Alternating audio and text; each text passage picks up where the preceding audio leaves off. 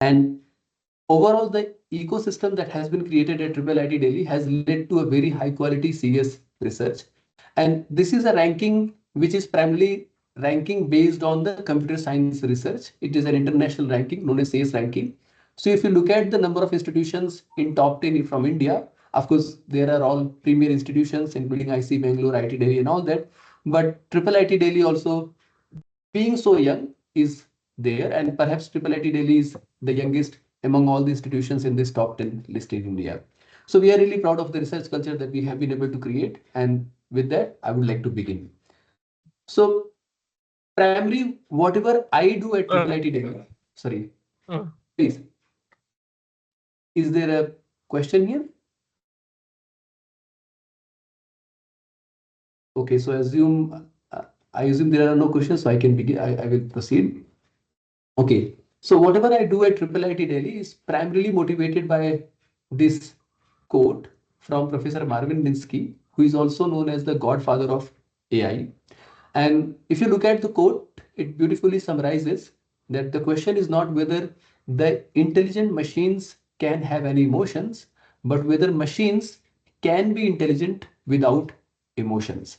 So the broader idea is inspired by this quote, and the holy grail of objective of my research at IIIT Delhi is to empower machines with emotional intelligence with which they can assume novel interaction capabilities. So with this aim, I have established this lab at IIIT Delhi, which is known as HMI Lab, Human Machine Interaction Lab, which works at the intersection of computer science, design, and psychology. And primarily, there are three areas in this broader framework that we focus upon: affective computing, social robotics, and ubiquitous computing. Now, I understand some of you may not have even heard the terms given from engineering background. So, in brief, I would like to explain what exactly is affective computing, social robotics, and ubiquitous computing. So, I think my screen got de-shared again. I'm not sure why is this happening, but let me try to reshare again. Can you please confirm if it is? Yeah, perfect. Okay, so I'm not sure why it is getting de-shared again. Nevertheless, okay. So if you talk about, and also, I will try to keep it as interactive, but unfortunately, I'm not able to see the audience well. So at any point of time, if you have any question, you please feel free to stop me, and I will be happy to take the questions and make it more interactive rather than in a lecture mode. Okay. So the three broad areas that particularly my lab focuses upon is affective computing, which originated roughly in last 3 decades.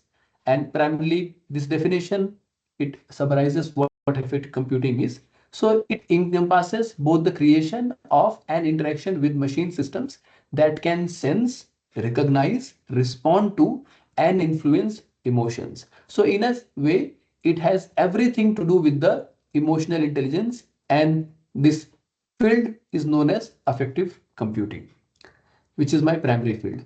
Now, around same time, this social robotics field came into the existence, which is what? It's a field of intelligent robotics that focuses on developing machines which are capable of assisting users through social rather than the physical interaction. So what does it mean? If you think about the traditional robots, what they have been doing, they have been working in isolation, that is, without cooperation with the humans. Now, the idea is, as AI is evolving, as robotics is evolving, the robots inherently they will have to work with the humans. And that is the idea, that if they are going to work with the humans, they need to focus on the social interaction capabilities that humans have, and robots or machines as of now they do not have. And now ubiquitous computing is a much older field than these two, and it is kind of quite established now. And the bigger idea of ubiquitous computing is simply to provide this seamless computing experience anywhere, anytime. So loosely, this IoT also is under the umbrella of the ubiquitous computing. So the idea of the ubiquitous computing is very, very simple. Anything that exists in the real world, let it be like a pen, or it could be a coffee mug, or it could be anything. Can I simply put computing in that device, in that tangible system that is there in the real world, and let that interact with the real world. So roughly my research, it sits at the intersection of these three fields. And now, before I talk about the very specific of some of my research, what we have been doing, I will try to cover only a couple of works which are primarily done by the undergraduate students, so as to motivate the audience that even as undergraduate students, you can do wonderful work. How many of, I'm not sure, of course, I cannot see the audience well here, but I'm not sure if you have seen this movie, A Space Odyssey, but if you have or if you have not, I would like to invite you to please take a look at this beautiful trailer, which is just 1.5 minutes or 2 minutes roughly, and frankly speaking, much better than me talking. So please okay, so I'm not sure why it is not presenting here. I think something happened. Let me just give me 1 sec, and I think I will try to reshare again, and hopefully I should be able to present this clip to you. Just 1 sec.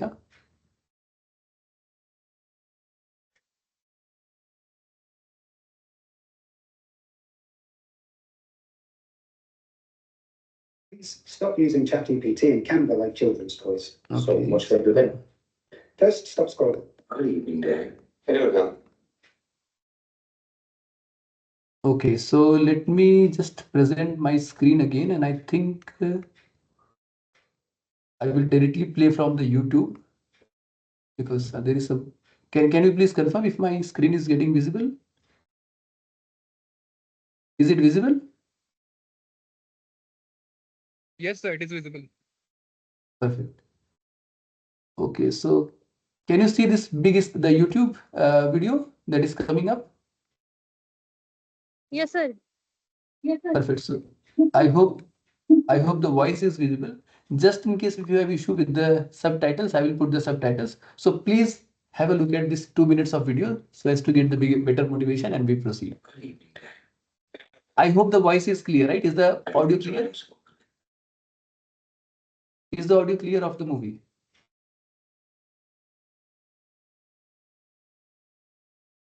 Can anyone please confirm if the audio of the movie is clear?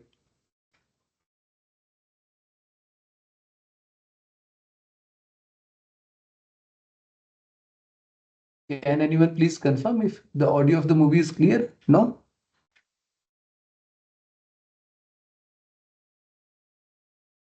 Okay. I'm not sure what's happening, but it's de-sharing my screen again and again.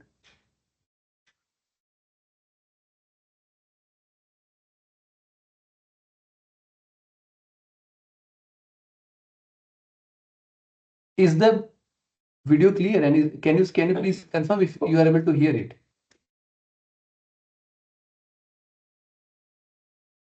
Okay, so I will need Sir, some we help. can hear you, but we cannot hear the video audio. Oh, the video audio you cannot hear? Okay, why is that? Can anyone help me with that? Why is that? Sir एक बार share audio का option आप कर सकते हैं तो Okay, I think there is some include sound option also. Perfect. Okay, I think let me try now. Can you please confirm now? More work? Excuse me. How you doing, Hal? Now? Yes, sir, we can hear it now. Yes, sir. Perfect. So, okay. Sorry for the glitch, but please enjoy the movie for a bit. Dave, How you doing, Hal? everything's running smoothly. And you? Oh, not too bad. Have you been doing some more work? A few sketches. May I see them? Sure. That's a very nice rendering, Dave. I think you've improved a great deal. Can you hold it a bit closer? Sure. That's Dr. Hunter, isn't it? Mm-hmm. By the way, do you mind if I ask you a personal question? No, not at all. Well, forgive me for being so inquisitive, but during the past few weeks, I've wondered whether you might be having some second thoughts about the mission. How do you mean? Well, it's rather difficult to define. Perhaps I'm just projecting my own concern about it. I know I've never completely freed myself of the suspicion that there are some extremely odd things about this mission. I'm sure. Okay, so excitement. I hope the movie was audible and visible. Let me reshare my screen and get back to the lecture mode now. I think here we are. Okay. Okay. So if you, I hope you were able to look at the video and you were able to look at the audio as well. Just to give you context, if you have not seen the movie is all about that some space astronauts, they went to the space for some space mission and all that. So this HAL, it's a machine, it's a character, it's a mechanic character, which is super intelligent. And then something happens with the mission, and while the humans, they want to abort the mission, this machine, it wants the mission to continue because that's what the objective of the machine is, right? And that is where, something happens and then the machine starts killing humans and all that, nevertheless. But if you look at, of course, you will have to watch the movie to understand the broader context. But if you look at this conversation and if you have been careful, the conversation was extremely exciting and interesting because the machine itself, it started the conversation by saying, do you mind if I ask you a question? Now, can you tell me if such a capability a machine can have as of now? I mean, of course, humans, they may ask another human, do you mind, sitting there, or do you mind if I ask you a question? But machines, they do not have this capability when to ask this kind of question. Similarly, forgive me if I'm being too inquisitive, or I have not been able to become free of my suspicions. So these are some extremely human-like capabilities which only comes when you have this emotional intelligence capabilities. So hopefully at the end of everything, if our research succeeds, then this is what is the emotional intelligence level capability we are talking about in the machines. And that those machines could be robots, those machines could be systems like this, which are not necessarily a robot, but which has access and control to the entire spaceship and all that. Of course, we would not like to make it an evil system, but it will remain a goodwill kind of system. So far, are we making sense? Are you guys with me? Yes or no? I mean, so far, are we making? Am I sir. making sense? Yeah. Okay. Yes, sir. So, okay. So now I hope you understand that in order to create such a wonderful and complicated system, there are n number of challenges that needs to be solved. I'm not going to go into the detail of all these challenges. Okay, again, I'm not sure why it got shared. Okay, let me just reshare again. This is really not so interesting, nevertheless. So there are a number of challenges that needs to be solved. And here I'm just listing those challenges. Of course, I will not go into the detail of all these challenges. But for example, of course, one challenge that you may have seen that, okay, what about the ethical considerations about creating such a machine or creating such a system? I mean, what about the intrusion? What about the capability of the emotional manipulation and so on and so forth? And of course, on the technical side, there are a number of challenges. So for example, individual variability. So there are a lot of variability in the emotional expressions of an individual. Even for a smile, not everyone smiles in the same manner, right? Not everyone has the same type of characteristic. So then it changes the way they express themselves and their emotions and their understanding of emotions and all that, and consequently the interaction. So there are n number of challenges that are to be solved before we arrive to such a interesting and complicated system, which is truly emotionally intelligent. Now that is where we are trying to push the boundaries. And this is a bit of ad alert, but we have created, together with my collaborator, Dr. Abhinav Dhal from Monash University, we have created the first course on effective computing in India, which is already available on NPTEL. I hope you know what NPTEL is. So NPTEL is basically a program by a consortium of IITs where you have this online lectures and these there are some very wonderful lectures on many different type of courses. So it is also available online. I would like to invite you to please explore this course as well, which is available online. Now with that, so of course, in order to understand more about effective computing and all this from technical as well as psychological perspective. So now, if having said, I hope now I have set the boundary and I have set the motivation clear that what we want to do, we want to create emotionally intelligent machines. In order to create emotionally intelligent machines, there are n number of challenges that are to be solved, and we are trying to solve some of them one by one and as the time progresses. Now, deliberately, I am going to talk about two works in brief that we have done from our labs. And these two works I chosen explicitly because both were done by undergraduate students. To repeat, they both were done by undergraduate students. So as to tell you that even as an undergraduate student, you have a lot of capability and you can really do wonderful research, not some meaningless research, but a wonderful research. So this is the first work, which we call it as the express here. So before I talk about the solution, let us talk about the problem. Facial expressions, everyone knows what facial expressions are. They are very common indicators of our mental state and emotions. So if we are happy, we smile. If we are sad, we have a sad face, and then all those kind of things, right? And this field that does the emotion recognition from the faces is known as facial emotion recognition, and people have been working on this since last 30-40 years. So this is nothing new. And if you look at the traditional methods or earlier methods of doing this facial recognition, it was primarily camera based. So you have a camera, the way I have the camera in front of me, and you were recording the face of an individual. And by recording the face of an individual, then you are applying some AI, machine learning or deep learning on the top of it. And you're trying to understand what exactly is the emotion of an individual. Now, there are many issues. There are many issues with these kind of things. One, this is very, very obtrusive. I mean, of course, it's you know that it is there. So because you know that it's there and it is recording you, you are going to behave in a particular manner.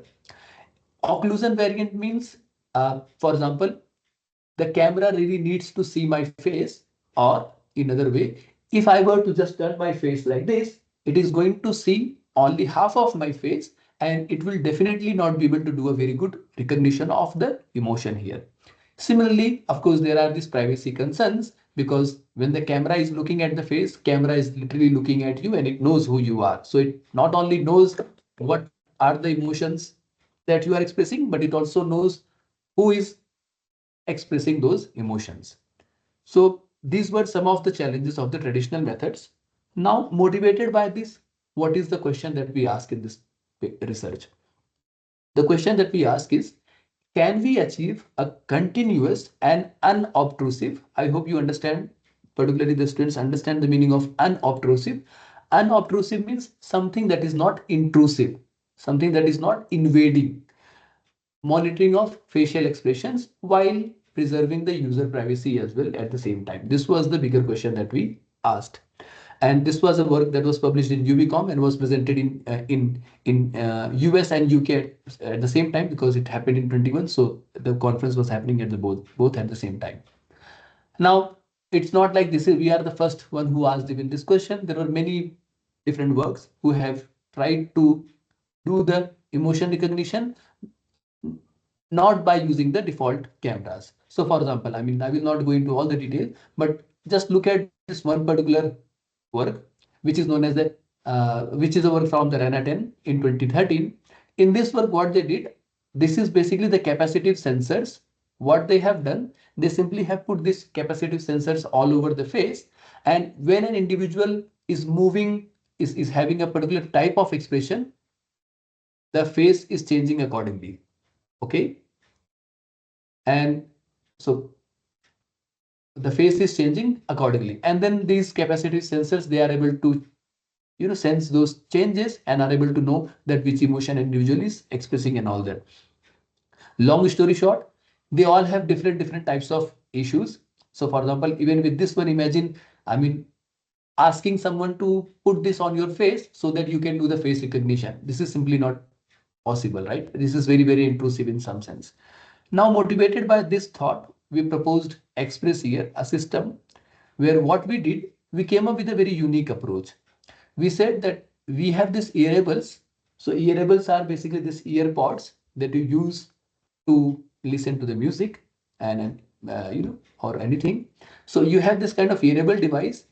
Now what we said, if you put this hearable device in your ears, then what happened? That the underlying musculoskeletal structure of the face changes when you make a particular expression. And our hypothesis was, can we capture these changes that are happening on the face with the help of sensors that are placed in the earable device like this, your earpods. And in order to do this, this is what we proposed. So if you look at the facial expressions, there are many different micro actions, what we call it as a facial actions, which are known as action units. So these are different way to codify the expressions of the emotions. So what we said, that when you are making a smiley face or when you are making a sad face, these different changes can be seen in the sensor that we have placed in the hearable device. And just to give you an idea, I hope you have gone through the signals and you understand a bit about signals. So this is the data from the signals of the sensors that are there in the hearable device. And this is the accelerometer data. If you know the accelerometer data, basically this is the XYZ axis, XYZ, the data from the X, Y, and Z axis. So basically what you have for the different action units, you have different types of signals. Now, what does it mean? It essentially is telling you, this graph essentially is telling you that when you have one type of expression, you have one type of signal from the ear canal. When you have another type of signal, you have another type of, when you have one type, another type of expression, you have another type of signal. When you have no expression, you have one type of signal, and so on and so forth. Now, this sort of validated our hypothesis that, okay, you can have different sensor signals corresponding to the different facial actions. And once we had this, then the rest of the things was merely an engineering. So basically what we did here, I will not go into the detail, but of course will be happy to take the questions, is we collected lots of data of individuals who were having this hearables, which is Nokia eSense, in their ear, and then collected data through the mobile phone app that we created. Long story short, we created lots of data.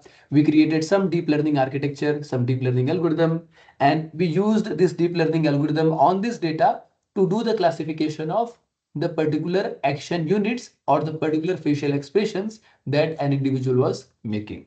So I will not go into the technical detail. Of course, I will be happy to take the question later. Now, long story short, after lots of engineering and research, what we find out that if you look at, so there are altogether there are around 46 action units. Okay, so now if there are 46 action units, well, sorry, 32 action units. In this case, we work with the 32 action units. Now, if there are 32 action units, can anyone tell me what is the random chance with which we can do the classification?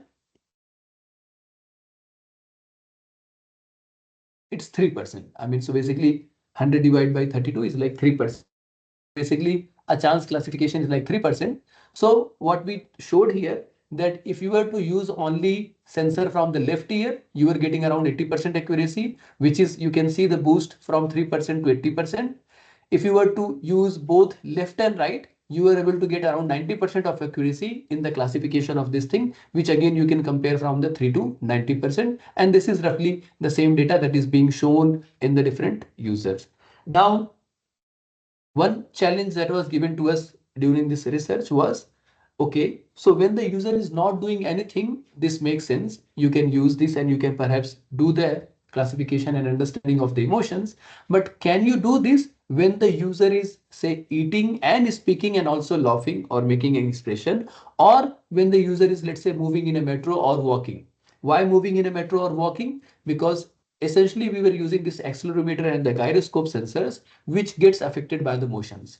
So the challenge was, when the user is moving in a metro or moving or walking, can during those times also you capture this data, and these algorithms can work in detecting the facial expressions by this. So long story short, what we showed here, if you look at this data, of course, the static and dynamic movements, we also ran some experiments. And okay, again it got unshared. And from these experiments, what we also showed that we can have a hierarchical classification. So first layer of classification can, with a very high accuracy, we can have an understanding whether the individual is making some other motion apart from the facial expressions. And then in the second, depending upon what motion the individual is making, then the idea was to understand what expression an individual is making. Now, what are the implications of it? The implications are so many, but and what we showed in the paper that you can have this understanding and you can enable lots of different interactions that were not possible before. So, for example, one simple example I will give, and I think that will make a lot of sense, that you look at your mobile phone and you want to play a music. Now you want to fast forward or you want to go back on the music. You want to increase the volume or decrease the volume. Now imagine you have this ear pod in your ear and you simply do a left wing like this and the volume is dropping on your earphone, or you do a right wing like this and the volume is increasing. You do a left wing, the song is getting played from the back. You do a right wing, the song is getting fast forward. So I mean these kind of applications can be enabled, and of course then you can also use it to enable some virtual social experiences, which I'm not going to talk about a lot.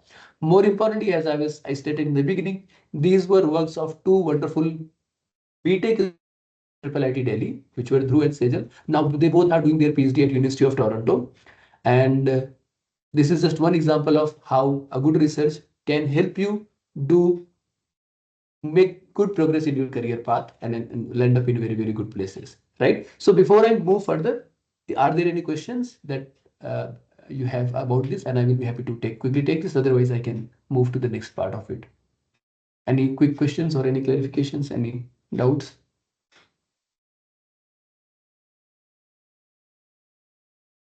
Nothing? Okay. So assuming there are no doubts, let's move forward. So I guess, Shekhar, can you please help me understand how much time I have?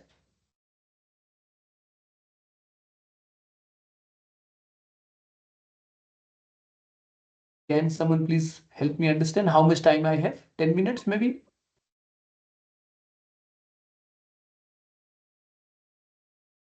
So just a minute, we will let you know.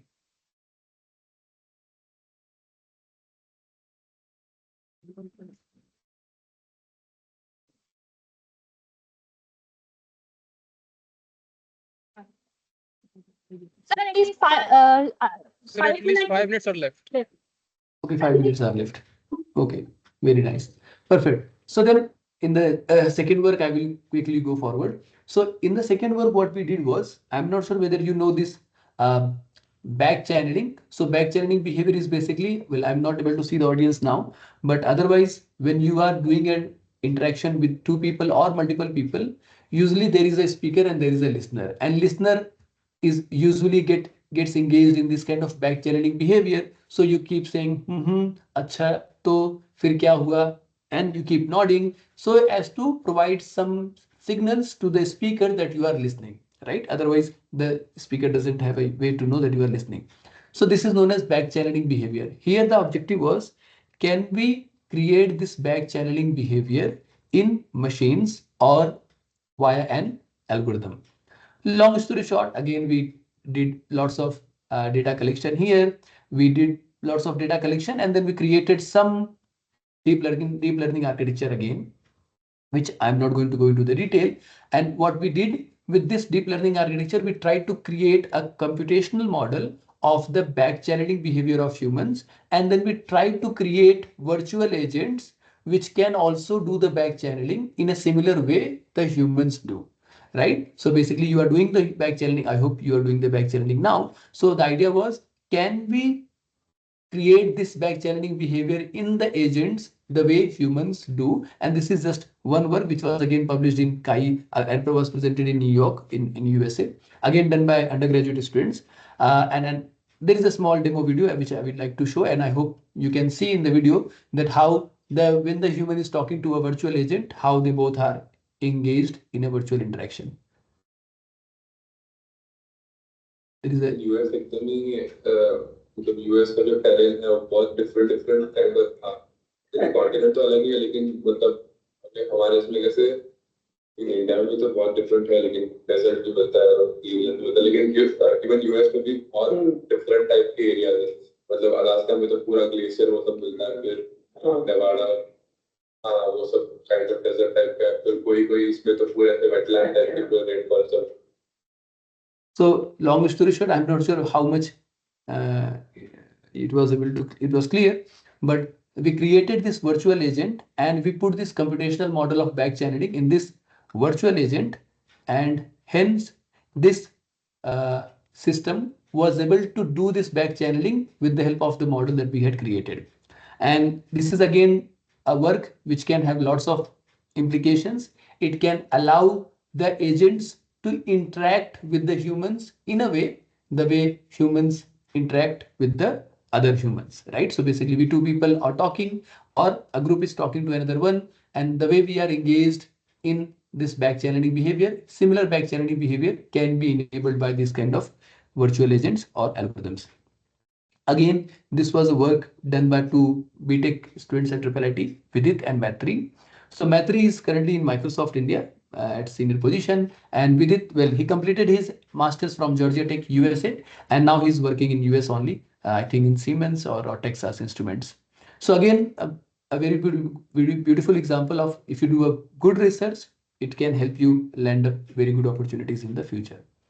Now, quickly, I will summarize what are some of the work that we are doing. So, like we have one body of work where we are working with AIMS New Delhi, trying to develop this AI-assisted diagnosis of autism and interventions for autism. So the idea is, can we use AI to democratize the diagnosis of autism among children in India? And similarly, further, can we also do some interventions using robot therapy kind of thing?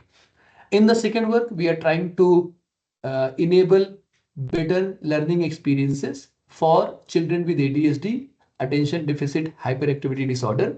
This work is in collaboration with NII Japan. Now, there is another work where we are engaged with the Microsoft. We are trying to create this haptic interfaces so as you can have a feeling of what you are doing in the virtual reality with the help of lots of different haptic interactions. And in another work, we are looking into, can we have this predictions of the migraine before the migraine happens in an individual, so as to provide this, what we call it as a just in time interventions. This is again in collaboration with some hospital in Pune. And so this is some body of work where I'm primarily interested in AI for social good, trying to develop the systems for in education and in health here as well. This is again another example of trying to do the gamification of learning in the digital environment, which is again a work in joint collaboration with NII Japan and NTCS Research. This is my small group at IIIT Delhi, and this is very small robot that we have, which is named as Chintu by our group members. And so far, I have three PhDs who have graduated, and there are 6 more PhDs which are ongoing. Apart from that, I love to host uh, interns and PhDs from other institutions to have some, collaborative experiences. Now, these are some of my wonderful collaborators across academia in India, in US, across medical and industry sectors. And these are some of the funding agencies I have been fortunate to receive the funding from the government of India as well as European Union and Spanish government as well. So with that, then I would like to thanks you all to invite me for this talk, and we'll be happy to take any questions if there are any. I hope. Thank you, Yeah. sir. Thank you, sir, for your session. Truly demonstrated how the AI involving passive to active transformation. Your work bridges the gap between the perception, action, and enabling the machine not only to interpret data but to respond intelligently. So, anyone who you have, if any of you have any query, please ask through message or through voice.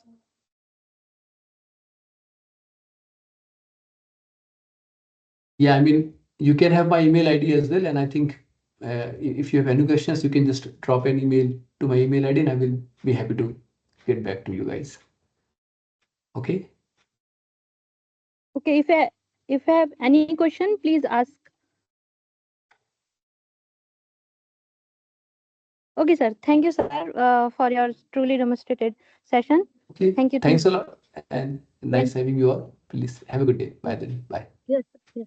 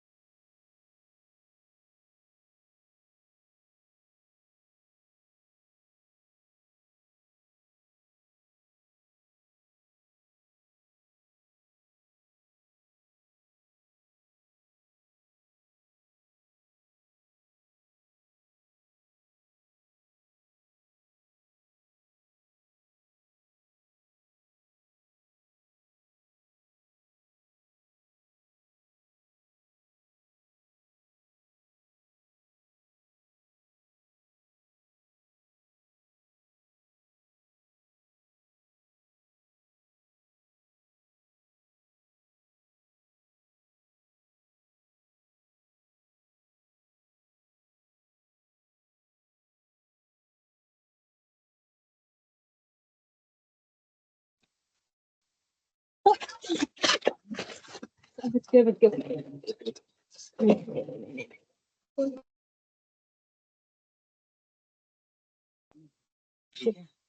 सही है मैं जल्दी जल्दी में भाग के आई problem हो गई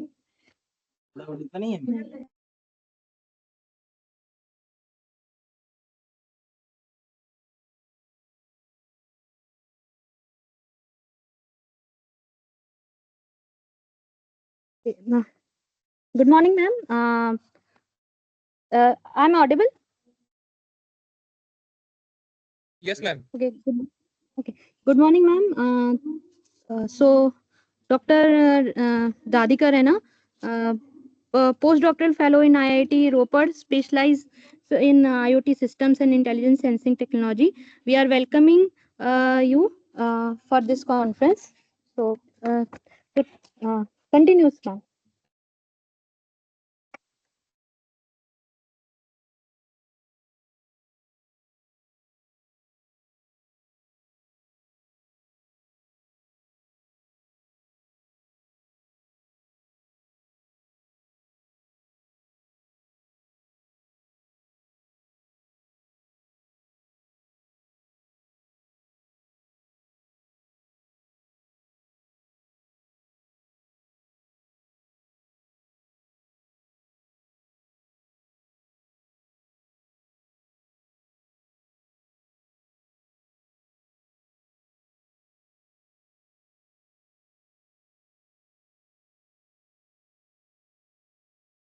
Ma'am, there seems to be a problem with your mic.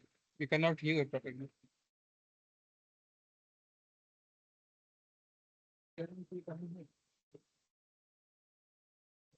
Now I'm audible.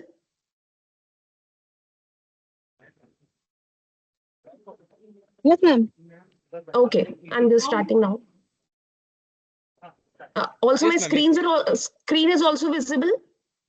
The slides are Yes, moving. ma'am. Okay. Yes, ma'am.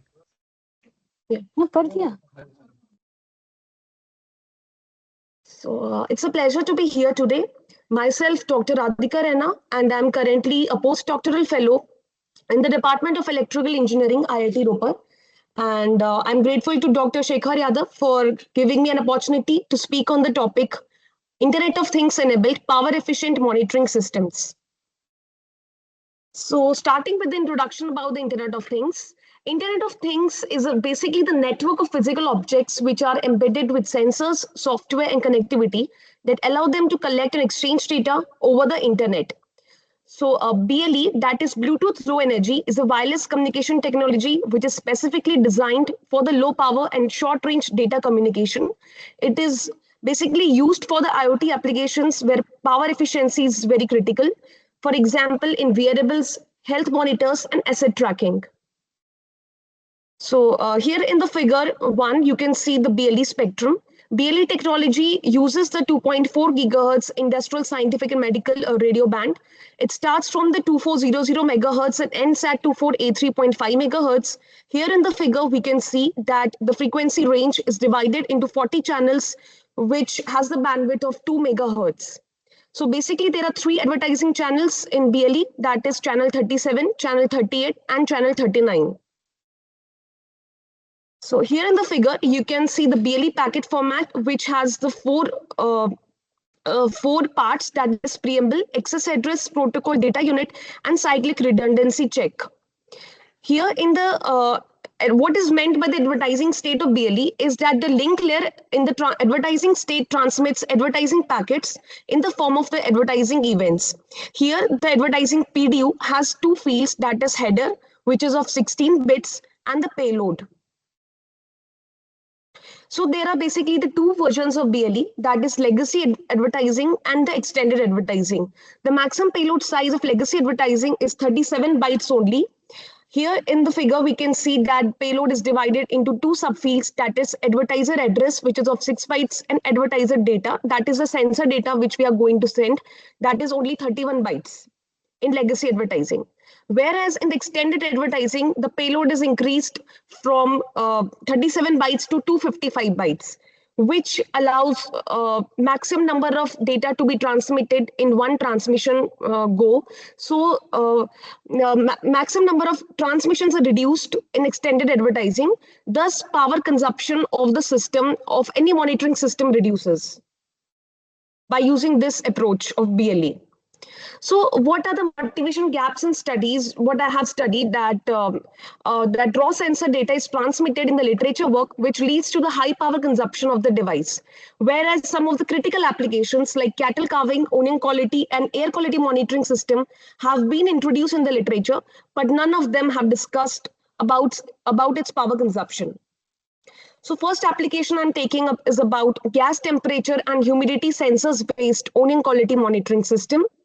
Here in the figure, you can see the onion quality monitoring device, which has gas sensors like carbon dioxide, that is CO2, sulfur dioxide, that is SO2, hydrogen sulfide, that is H2S, ammonia, NH3, temperature and humidity sensors also, that is SHT40. Also, in the figure 7, we can see the whole onion quality monitoring system, in which the onion quality monitoring device transmit the data to the cloud directly.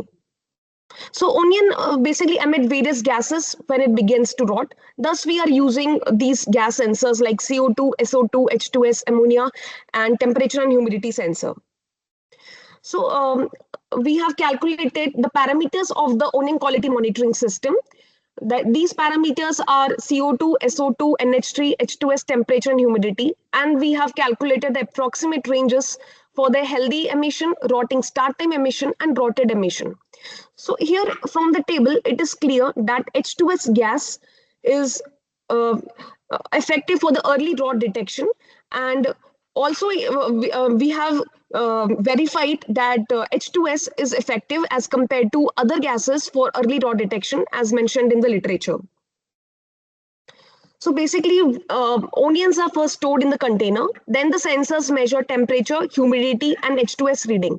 H2S reading is compared with its threshold value first. It is a preliminary indicator, as I have told it earlier. So if onions begin to rot, then all the sensors are activated. That is CO2, SO2, NH3, H2S, and SHT40. Whereas when onions are in the healthy condition, then only 2 sensors are activated. That is H2S and SHT40. Then these sensor readings are sent to the cloud. Green LED blinks only when the onions are in the normal state. Blue LED blinks for when there is medium level rotting. And red LED blinks when there's a high level of rotting in the onions. So these sensor readings are then uploaded to the cloud.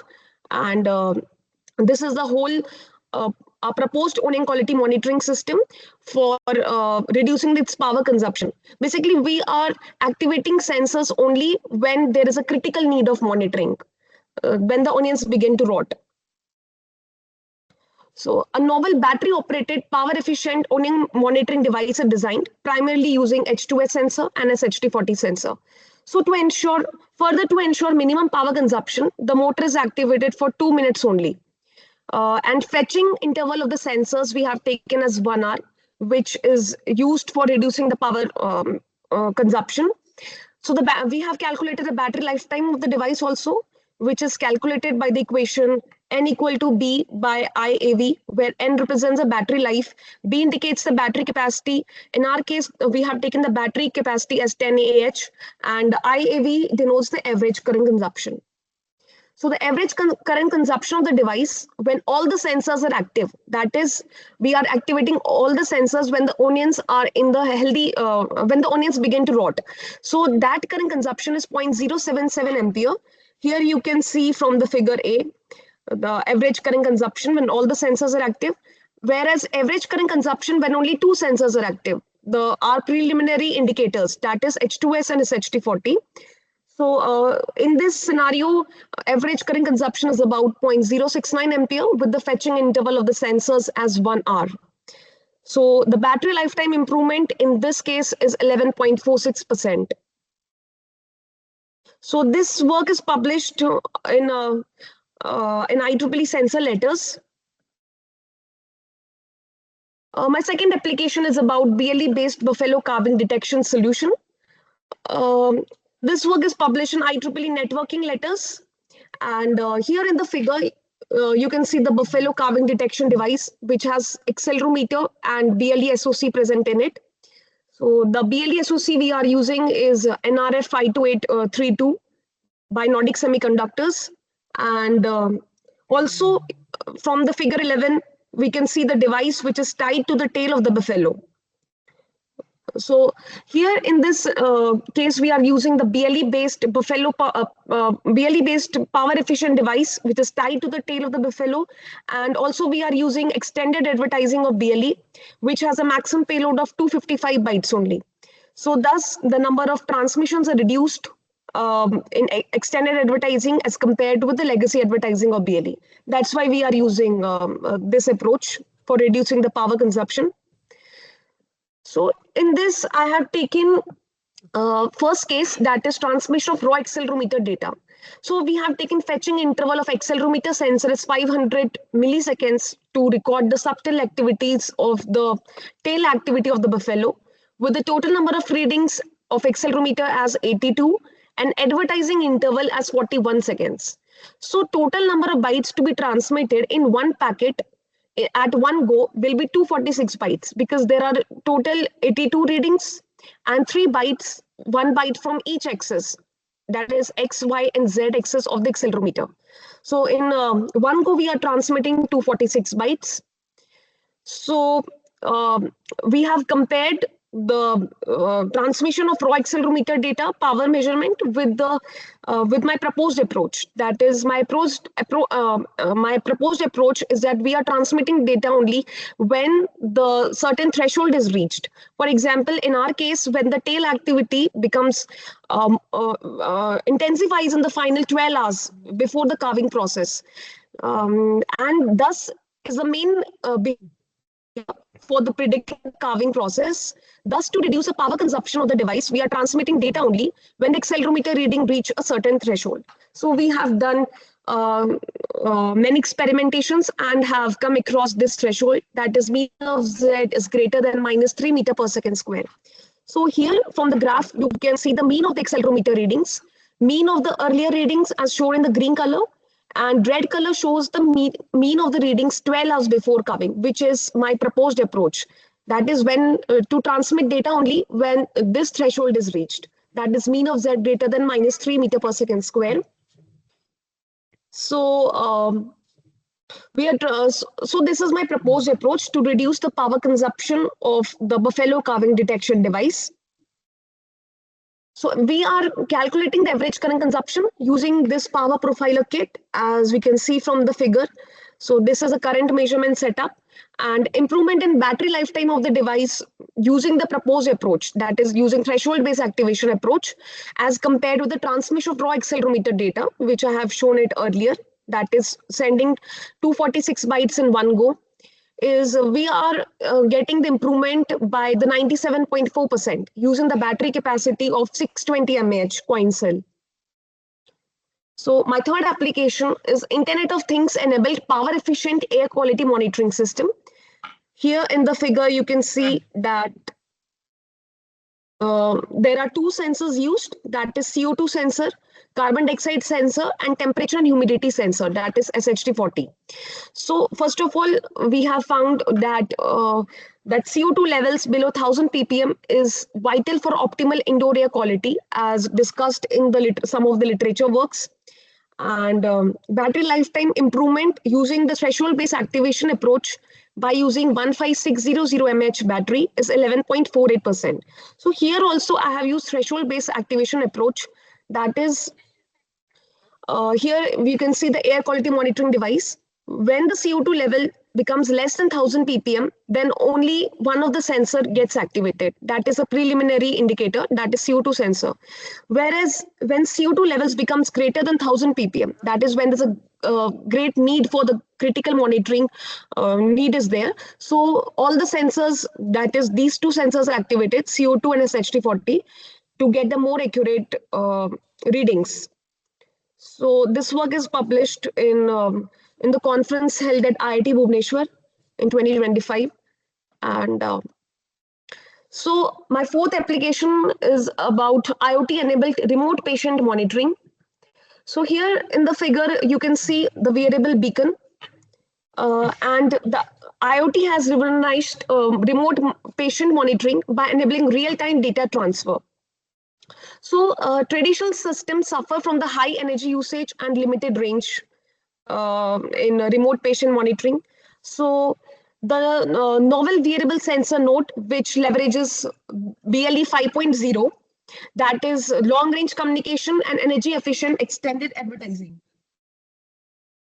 which I have discussed it earlier. So these are the three PHYs which are introduced in Bluetooth. That is LE1M PHY, which has the data rate of 1 megasymbol per second, and thus is having low power, because when the data rate is more, that is, we are sending more data in one transmission, then there will be more data is transmitted. So thus it will lead to the low power consumption. Also, LE coded is the new feature in BLE 5.0 for extending the range of the medical devices, that is S equal to 2 and S equal to 8, but it is having high power. So automatically switching between the PHYs, that is LE1M PHY and LE coded PHY, depends on the link conditions. That is about what is the current RSSI of the system.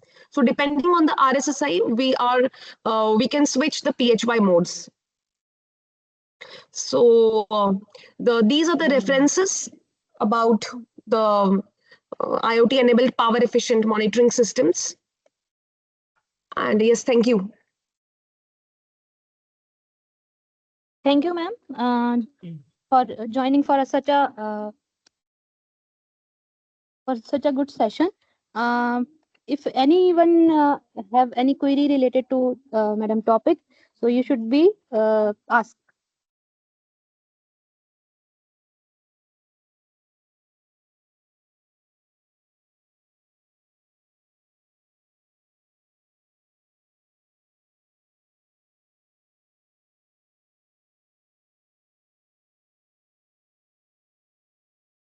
Okay, sir. So no one have any question.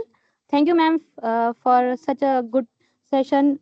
Thank you. Thank you very much. Thank you. Thank you all.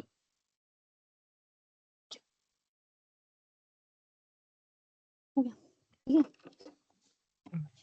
भी बनाई थी, इसने भी बनाई।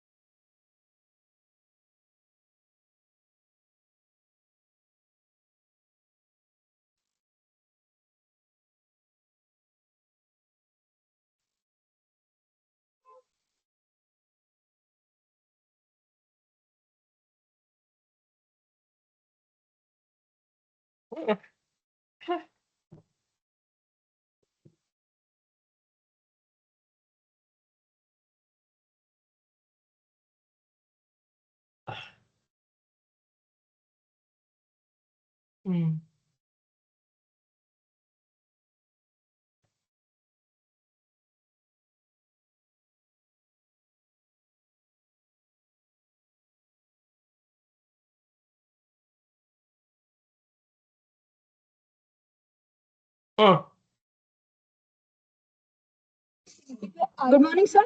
May I audible? Good morning, sir. Dr. Shashi Tripathi. May I audible, sir?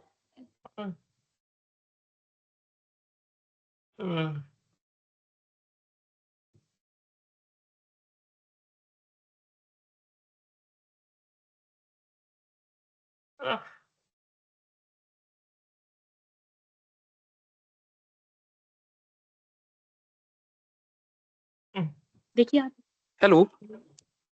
Hello. Hello, Dr. Shashi Tripathi, sir. Am I audible?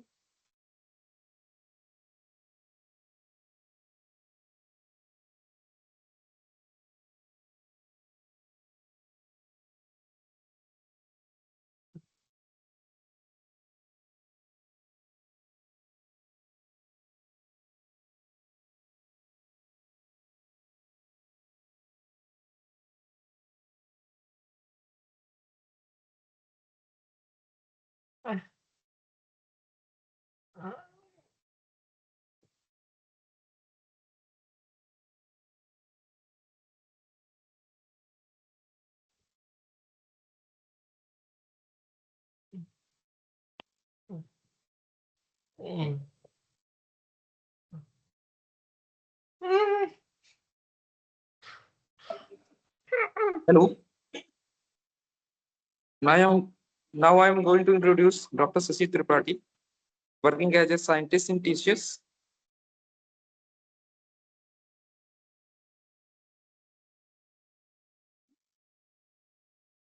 Hello, am I audible? Hello. Yeah, hi.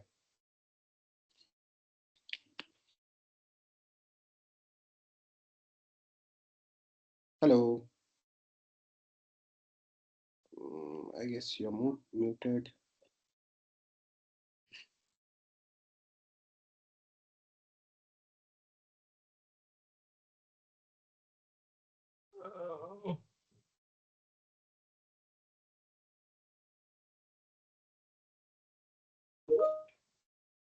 Hello.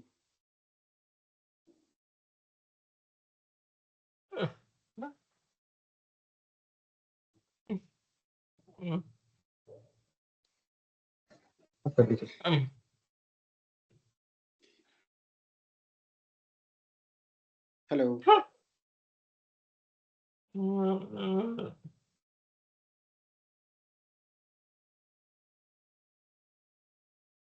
Good morning, sir. Welcome, Dr. Shashi Tripathi is a dedicated scientist at the Tata Consultancy Services with a focus on leveraging emerging technology to solve the real-world industrial and society challenges. Thank you, sir. Please continue your topic presentation. Okay, let me know once my slide is up. Hello. Yeah, let me know once my slide is up. Okay, sir. So are you able to see my screen, meaning the presentation? Yes, sir. Yes, sir. Okay. So hi all, thank you for the introduction, and also it's really good to talk with the student and tell them what is happening in the industry and how they can leverage in whatever work they are doing, and how can they have that interface between academia and industry, which is really important. Doing something in silos doesn't help. So if they understand what is happening, they can upgrade themselves towards that path, and then can deliver something which is equally needed in the industry as well as in academia. Okay, so today what we'll do is we'll be talking about the possibilities. So there is a good phrase called art of possibilities. Okay, so we'll be talking about possibilities of AI ML applications in physical, cognitive, and speech rehabilitation. Okay, so meaning again, you all are pretty much well versed of what rehabilitation is, and because you have been part of such a university which addresses the very same cause.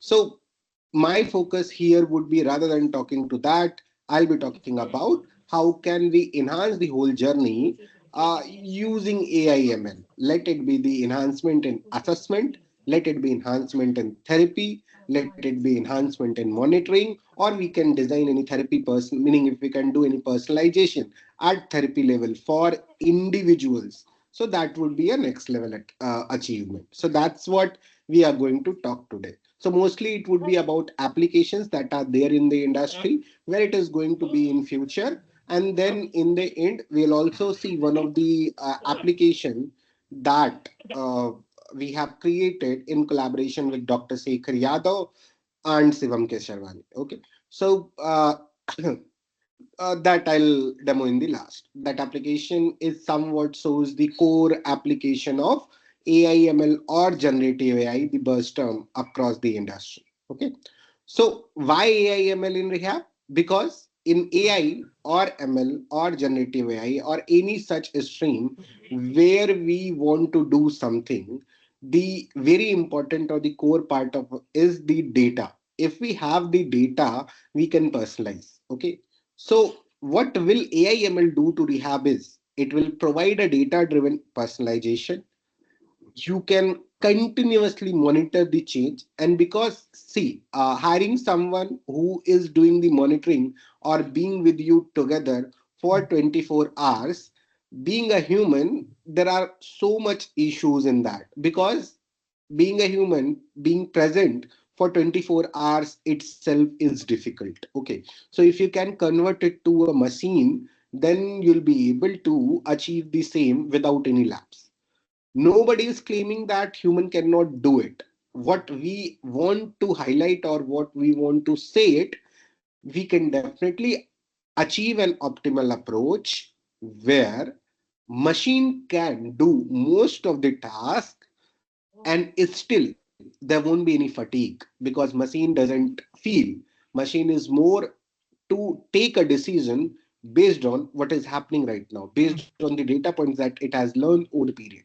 Then objective assessment based on, like, if human is doing something, then we have a bias, we have like understanding based on perception that we as an individual created about someone else.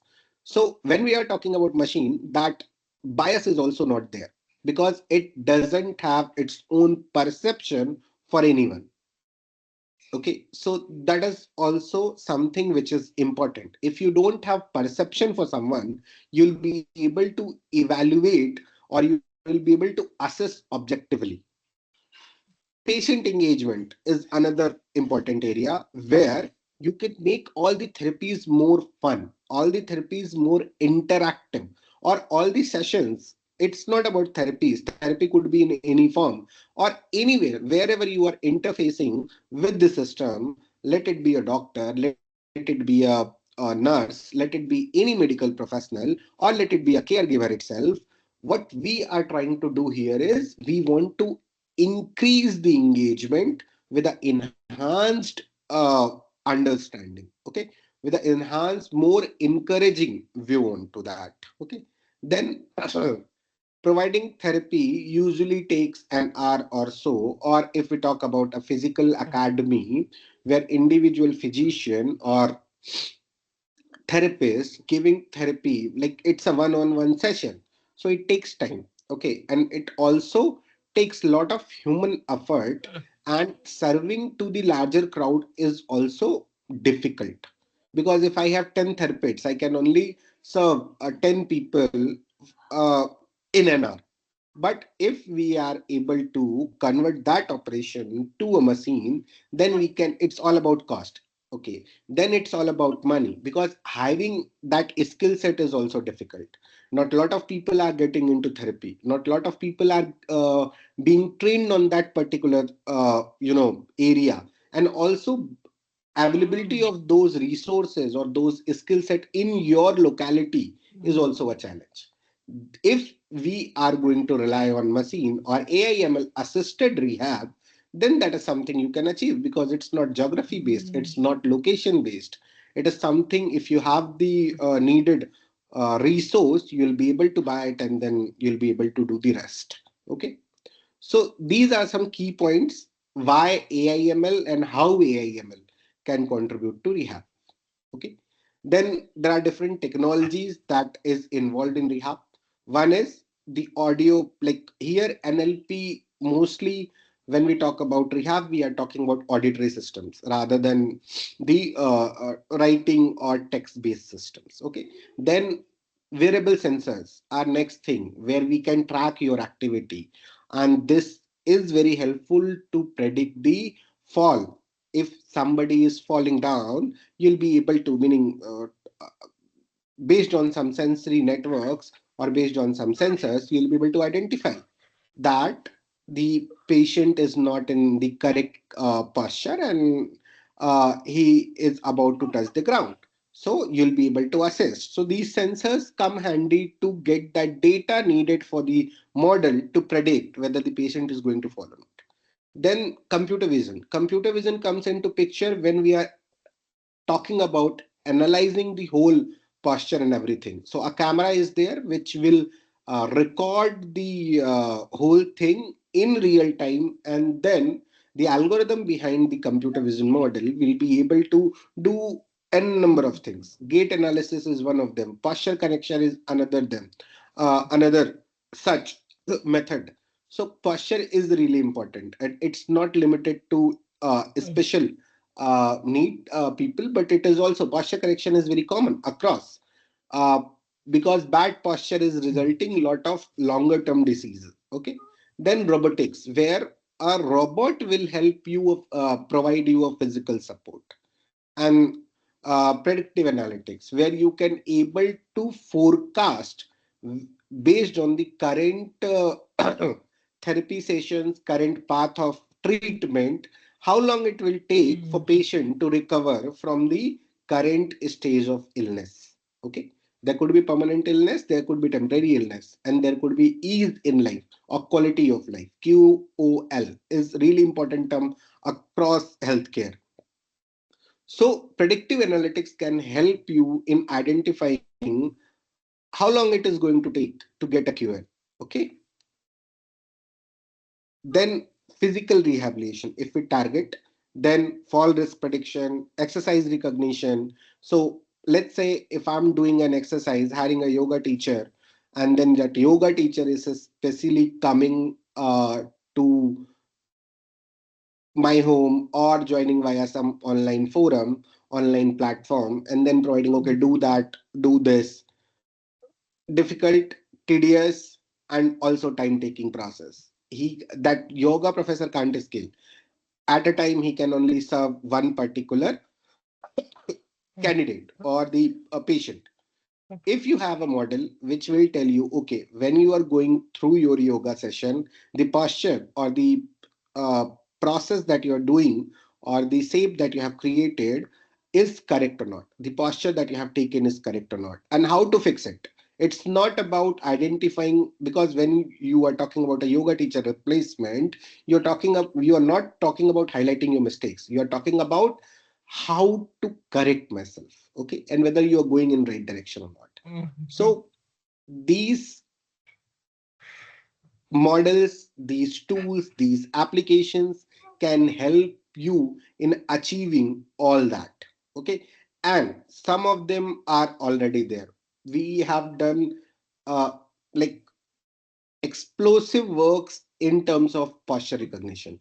And when we talk about posture, we started with 3.5.9.11 point. Now you can talk about like minimum centimeter level information in terms of posture, whether your finger itself in right posture or not. If it is like if it has any bend or something that we will be able to track. So that kind of granularity we are talking nowadays. We started very, very basic, and now the technology has come to a level where you can talk at that point whether your hand is in correct posture or not. Okay.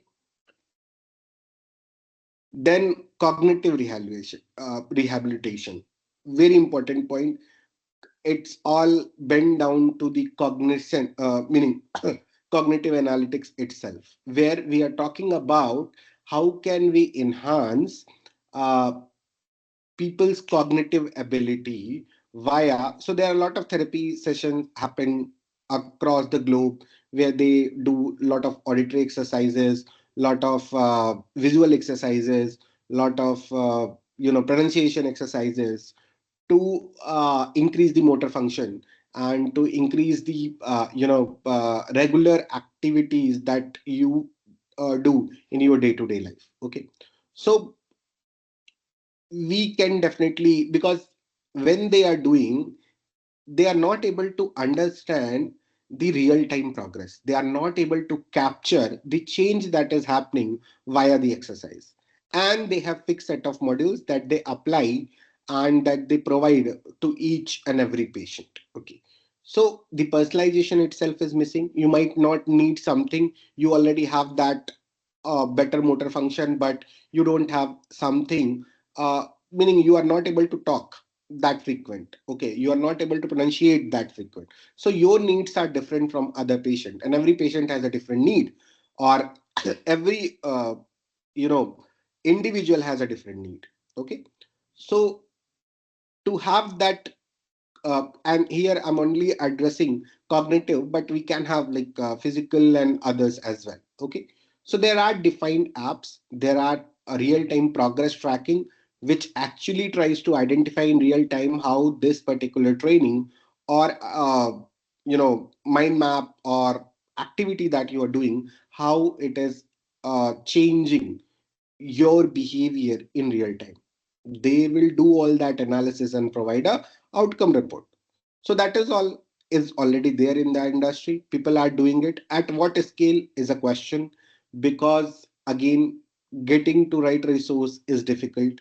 So it is happening. There are apps specifically for these things, and then you can definitely have a guided session on the same, and it also changes in real time. So let's say I created a training app where you're doing different exercises, but I'm analyzing in, because of the analysis that is happening in real time, I'll be able to change the difficulty level of each task.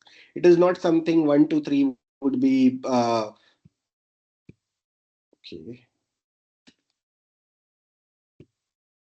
1 2 3 would be medium task, or 1 2 3 would be a simple task, or uh, you know meaning the level is, itself is not fixed.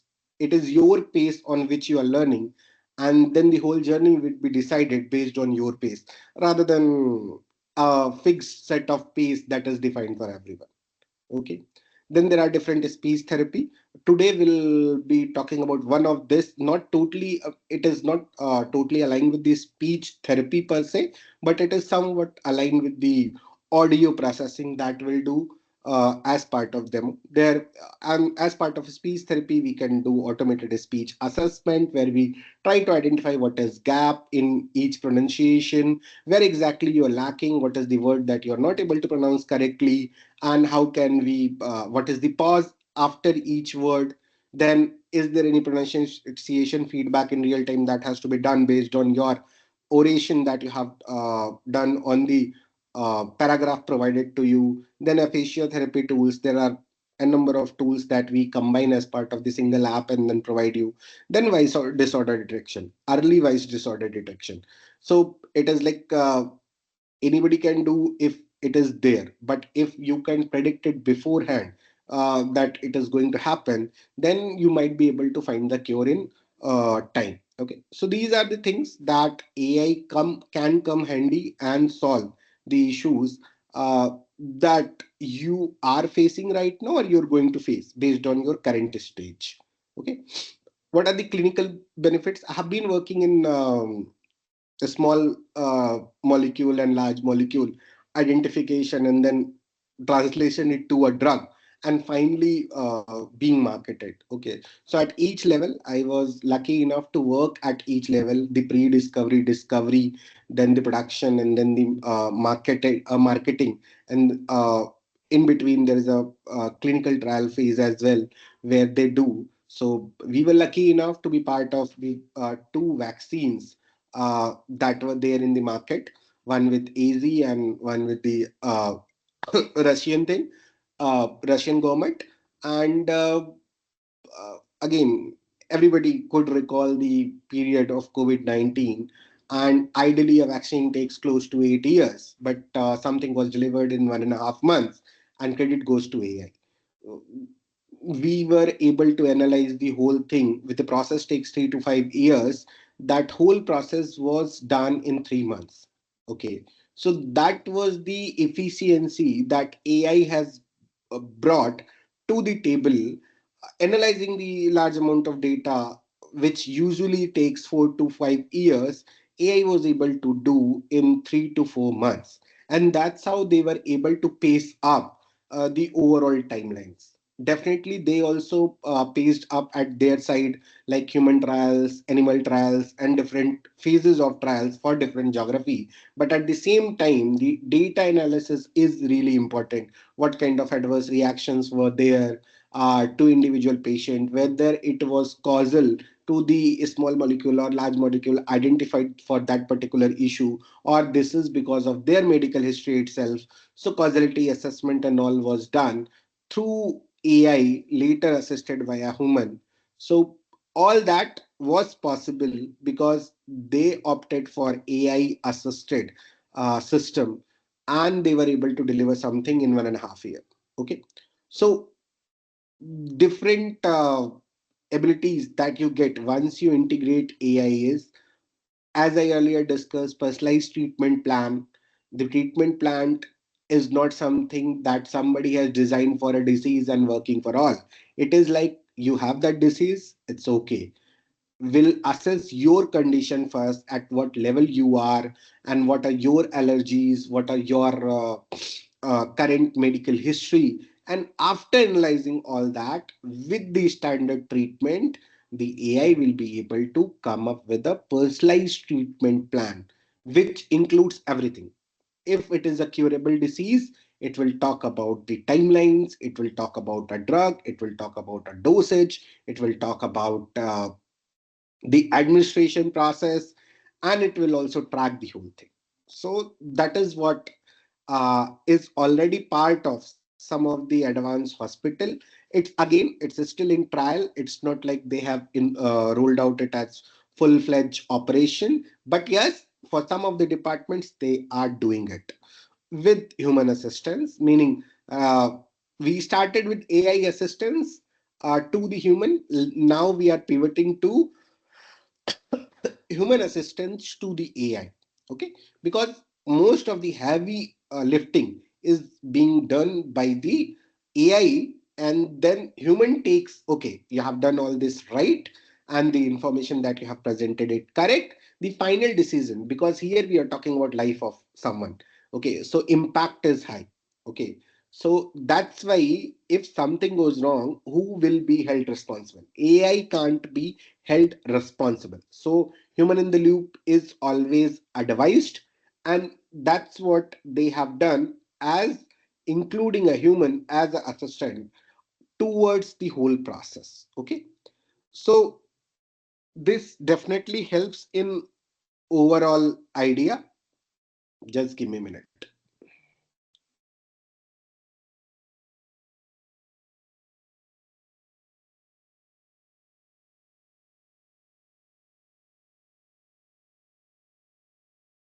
Okay, so these are the benefits. Then there are again, none of the things come without any challenge. Okay, so we also face a lot of implementation challenges. One, if we are talking about LLMs, we are talking about generative AI. The issue is the model is hosted somewhere else, so data privacy and security is one concern. The validation of the information is another concern. The data that was fed for the training to the model, who is taking the overall, you know, decision and then finally presenting it to a human, might have a biased data, meaning the data that you are serving to a model was all white data. There was no black data provided to, meaning black racial data was not provided to a model. Then the issue will be like it will always treat the patient based on white conditions rather than black race conditions. Regulatory approvals, because as I highlighted earlier, who will be held responsible if AI has done something wrong? Then The regulatory also take a decision. If everything is happening via AI and no human is involved, I can't approve this because I don't have someone to held accountable. Okay.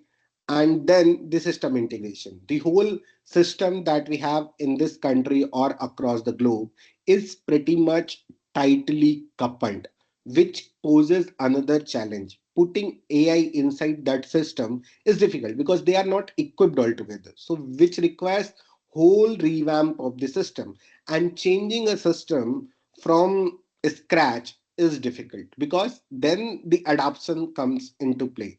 They are not okay to shut down the current system and adapt to a new technology altogether.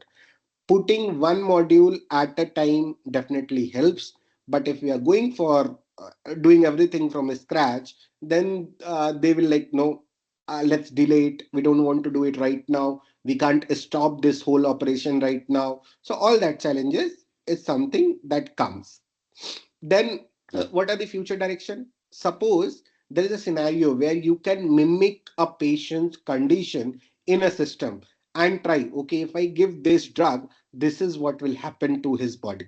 So that kind of digital twinning we are talking about, where we can replicate the whole patient on a system and then assess the impact of uh, a drug or impact of a therapy or impact of a process on that patient in digital environment.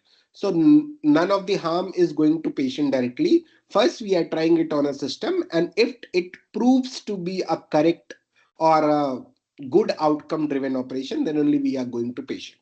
Okay, so that will solve a lot of off-label issues that are happening via a drug. They can be tested rather than patient testing it after the clinical trial. They can assess all that on the system itself. You can have generative AI coaches will help, which will help in you know uh, solving the issues that you are having. It could be auditory, it could be hearing, or anything of like that. Okay, then multimodal sensing, predictive timelines, autonomous system where you don't need to do anything, they will do for you, you just need to think about it, all that. Again, this is way beyond what we have currently. Digital twin is something not in terms of human but in terms of system. We already have it. System simulations are there, but patient simulation and are all are not there yet. We That is something that will happen based on the current technology pace. I believe it will happen in next 5 to 10 years. Sorry.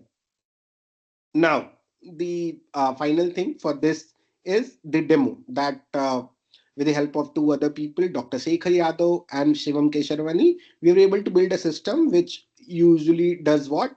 It's a vocal brain. The name of the system is vocal brain, where you are supposed to either talk to system or type to the system, and then it will convert to a braille file which would be downloadable and directly sent to a braille printer, and you will have a braille printed file. So this will reduce lot of cognitive load on people who are converting the who are writing the braille scripts for someone. Okay, so this could be a braille writer for anyone who requires a braille assistant. Okay, I'll play this demo for you. This is the first screen where a student or whoever is using system has to log in.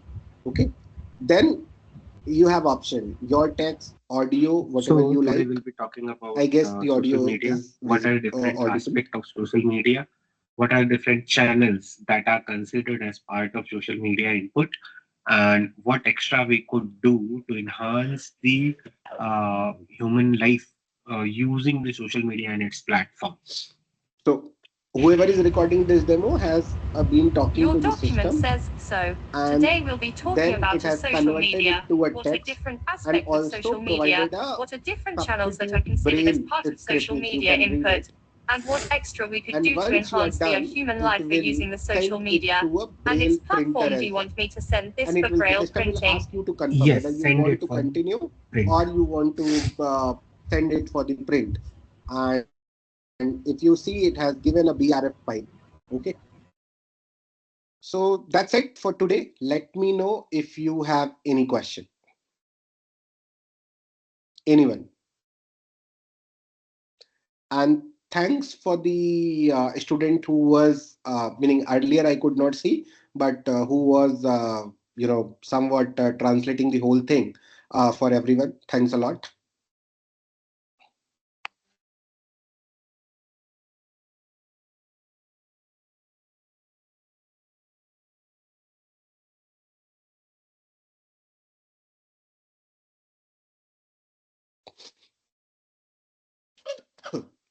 Okay, I guess I am done. Let me know if you have any question. Anyone?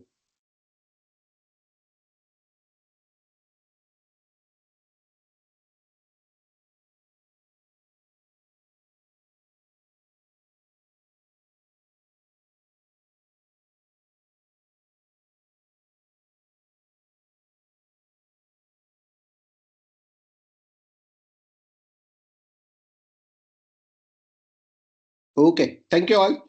And let me know if you need any help, you can reach out. Thank you. Thank you, sir. Thank you.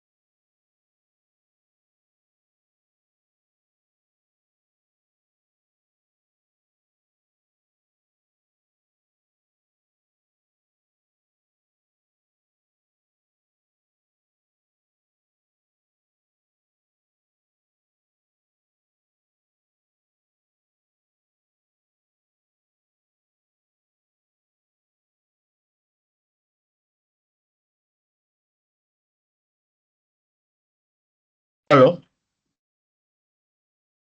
good afternoon. I have made camera on. I have increased mic on. So, is it okay?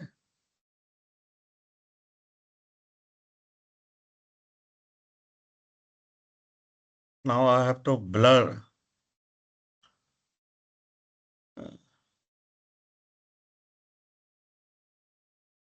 Are you able to listen?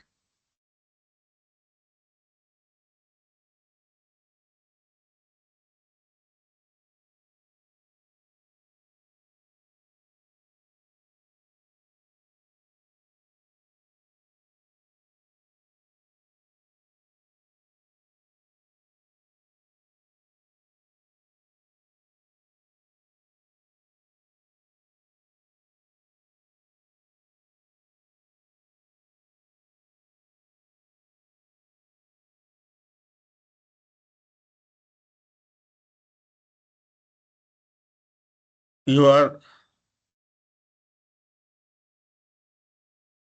some of you is visible to me, and the auditorium is also visible. Whether my voice is reaching or not, that is the question. Huh?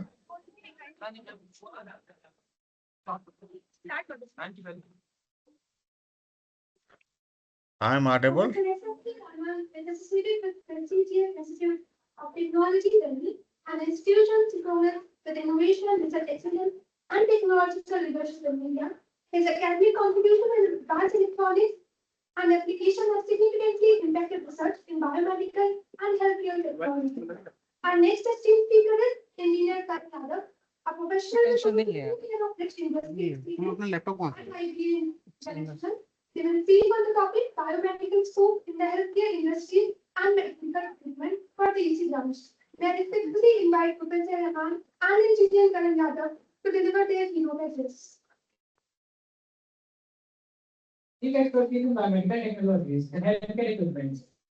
He has significantly contributed to bridging engineering solutions with medical applications. Now, today's topic is biomedical scope in healthcare, industries, and medical equipment for these regards.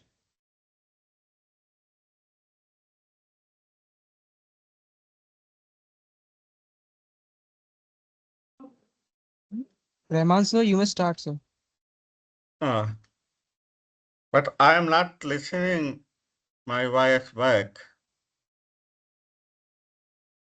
So So we can hear I'm you just properly. I'm just going through my speaker.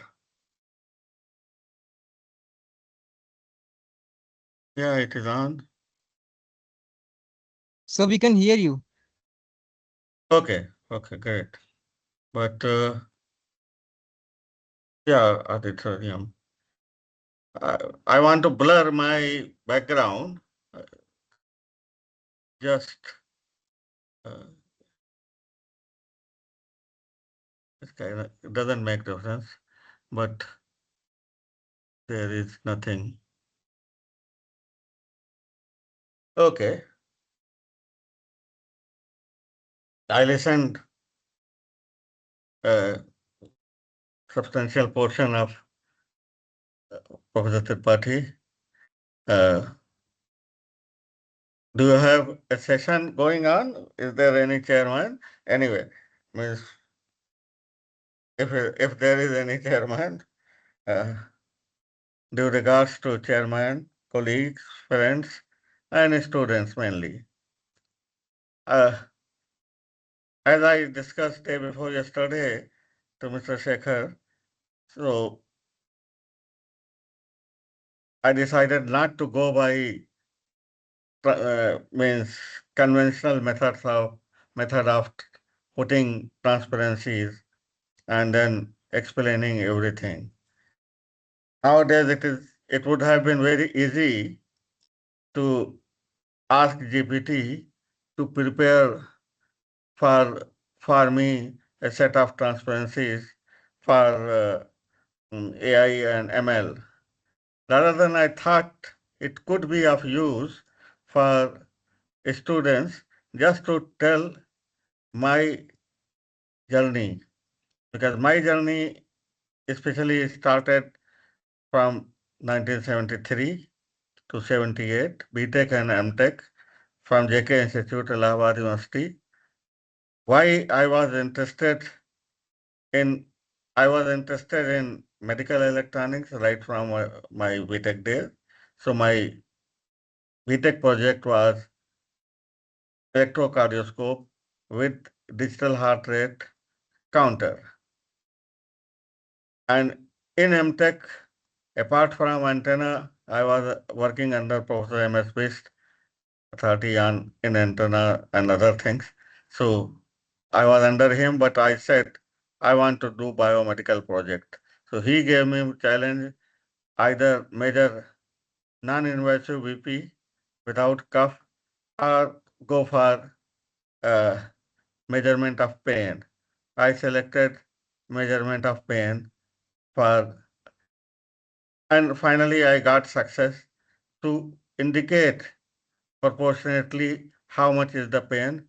If someone flows a 1 kg below, then a little lower sensation, 10 kg below, on the back of me, it was indicating more. So in that process, I learned medical electronics and I liked to develop projects.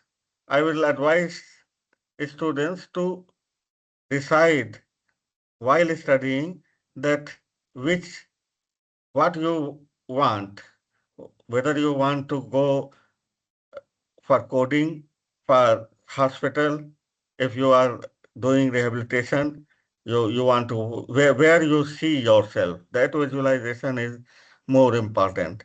Rather than in half an hour, if I try to put one one by 200, 1 by 100 portion of the total concept, I thought I will talk about my journey. That will be a better learning scale. So depending, being interested in medical electronics, I chose from 79 IIT Delhi, where I joined as a design engineer. My ambition was to work for smaller projects for consultancies and projects and try to put things to the uh, uh, actual consumer, actual customer, rather than writing, developing, uh, publishing papers which may be used only by developed countries. So my aim was whatever I do develop, I try to put it in market. It should reach to the marketplace. To talk about my Center for Biomedical Engineering, it was started from 1972 by Professor S.K. Guha, who has done, he was professor, uh, he has done off late in 1985 or so. He completed his MBBS also, because many times as a biomedical engineer professor, if he used to talk to AIMS people, they used to say, "You are engineer, you can't understand." So just to in order to avoid that, uh, he said he will do MBBS also, full-fledged degree, and he was here till 2010, but still he is there, means about 80 years of age. So our center was the first center for biomedical engineering in India, and uh, I was lucky enough to work in that center and joined them. Not in the same group as Professor S.K. Guha, but in a different group of Professor Sintandon. They were rival groups, but I got the freedom to work with them. So I just want to put one joke. Why I chose design engineering? I said there was some joke at that time. WhatsApp was not there, but I read somewhere that all those who can do things, they do. All those who cannot do things by themselves, they try to teach them that do it like this, do it like this. But after some time, a doer, a person who is doing learning, he can, being senior, can teach the people. But there is one class of people who can never work or have the experience.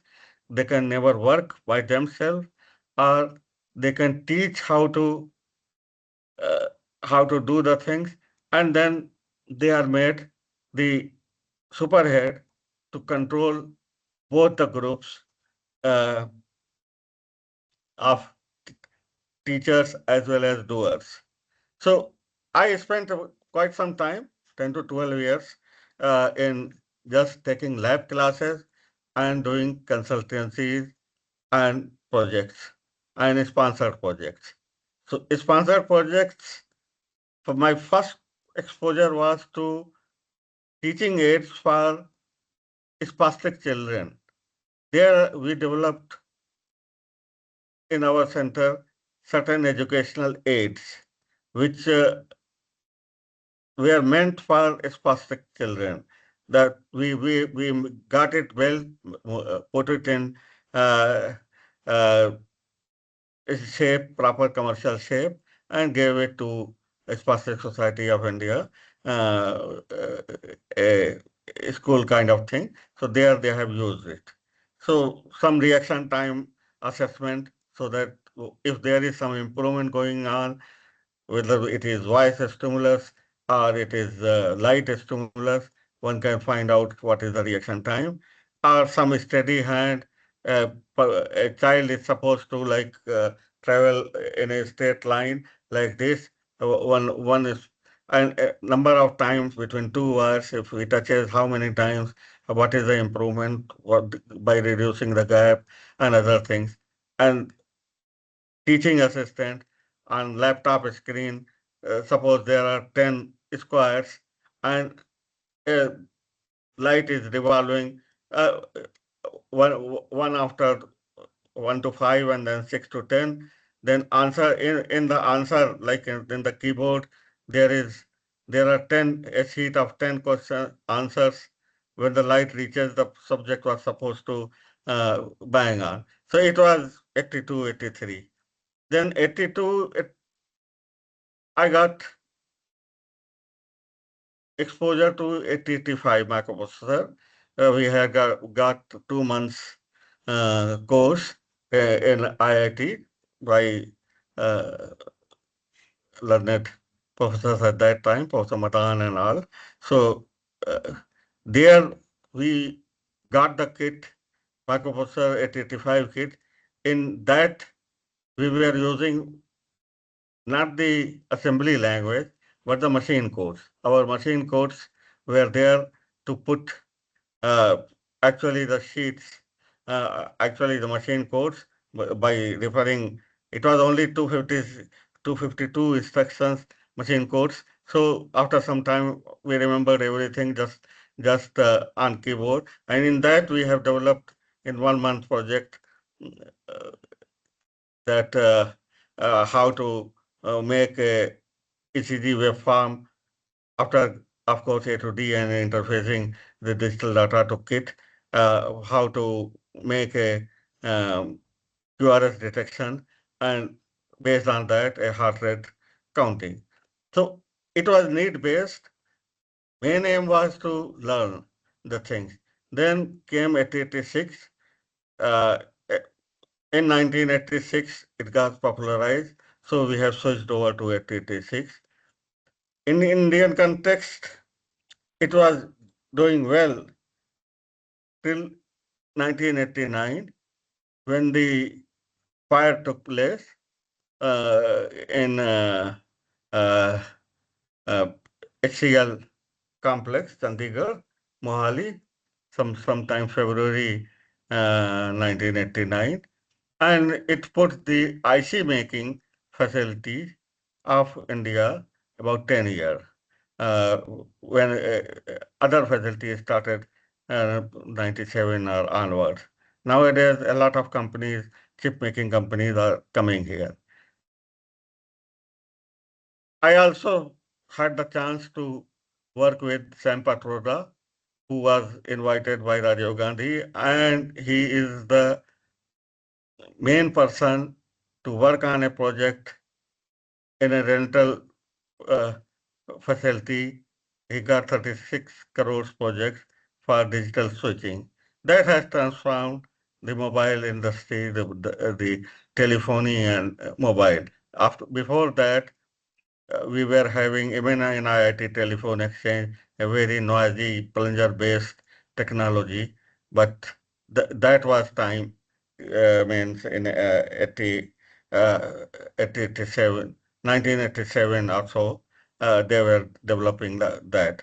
But as I said, Indian progress got hampered in 1989 there. In about 1992, there was in there was Chandrasekhar's government when he put his goal to he took to mortgage some Indian Reserve Bank gold to IMF, and at that time India realized that there should be a strict ban on every import. Okay, so at that time it was 125% duty was was slapped on all instruments, all electronic instruments, and the conditions were worse. So at that time, whether it is Indichem, whether it is Larsen Turbo, whether it is Birla Medicals, they were all approaching us that now we have nothing to offer. We have we have to develop our own Indian instruments, and we know that you people have developed certain products.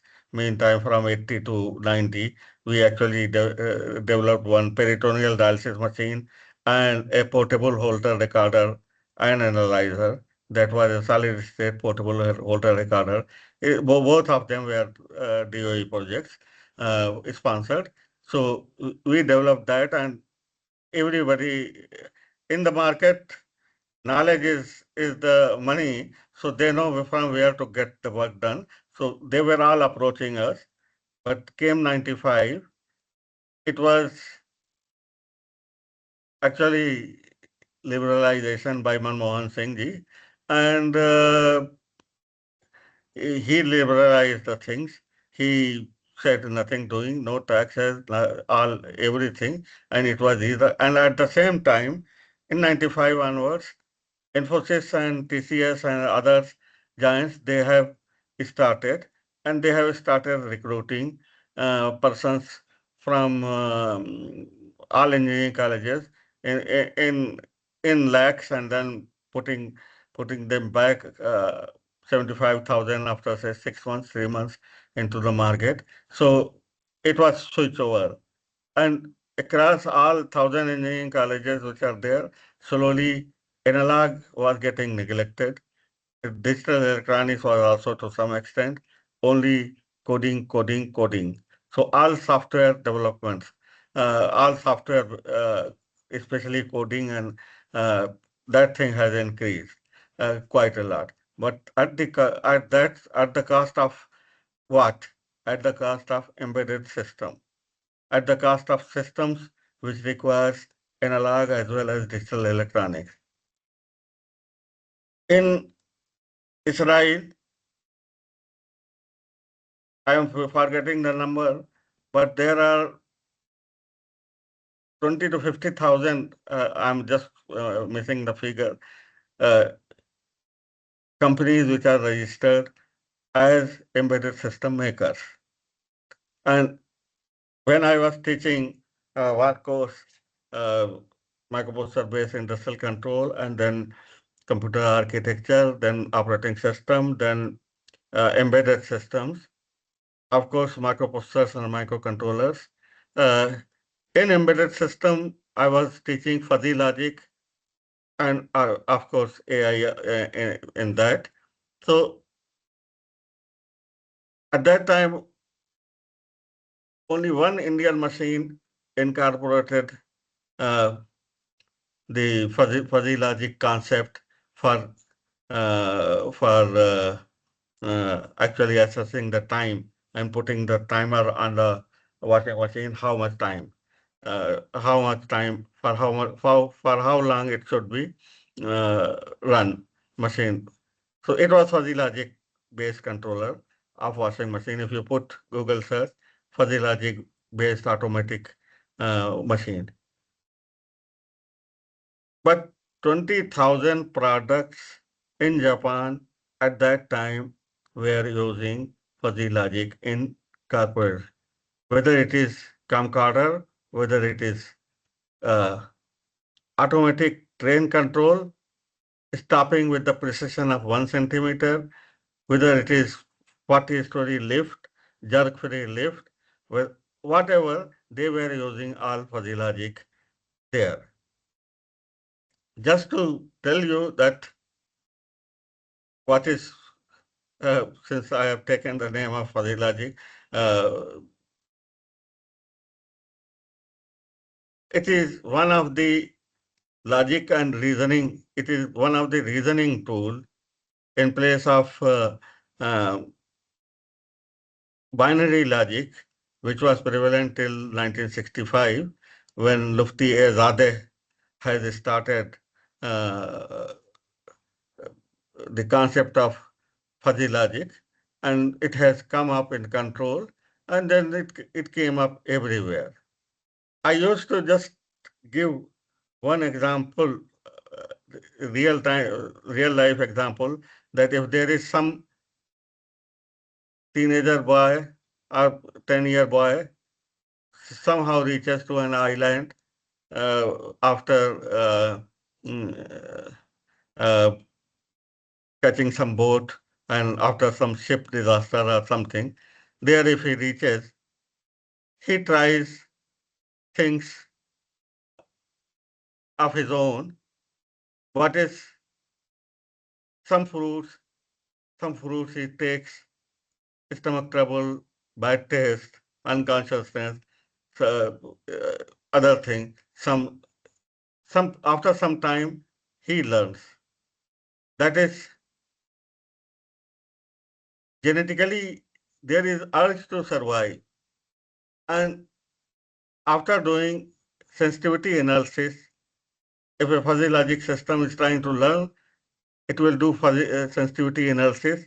It will try to find out which are most convenient thing, most effective thing, which is like affecting the thing, and which is good for the thing. AI, machine learning, and other things, they can be understood very easily that if we want to make a humanoid, so what you require? Where is the need to really do the thing? For a human being, there are two things which differentiate you from animals. One is memory, another is reasoning. So memory is, there are in Lucknow, Nur Manzil, you will find patients who have got photographic memory, and if they are sitting at a window, they can remember all the cars number which pass through, but they can't reason out. Reasoning is the most important key factor. So in AI, you require reasoning, belief circuit, lot of things like that, chaos theory, and so many things. It is a one subject, 40 hours lecture subject. So no one can do justice in 30 minutes talk. So example is reasoning. As I said, till 1965, it was binary reasoning. Either be with me or be with them, like George Bush has said. So it is reasoning which is fuzzy reasoning is the most accepted norm. So for making any embedded system or any instrument, you decide that a neuro fuzzy model with genetic algorithm. The most perfect model to control anything is neural network based, whether it is supervised, unsupervised, uh, machine learning, whatever, they are all terms relating with memory. In this also, I will tell that from 70s, in 70s till 82 or so, Japan was working on neural network, but they were not getting any publication in British and American journal. Everyone was saying that neural network is a hoax. It doesn't require anything.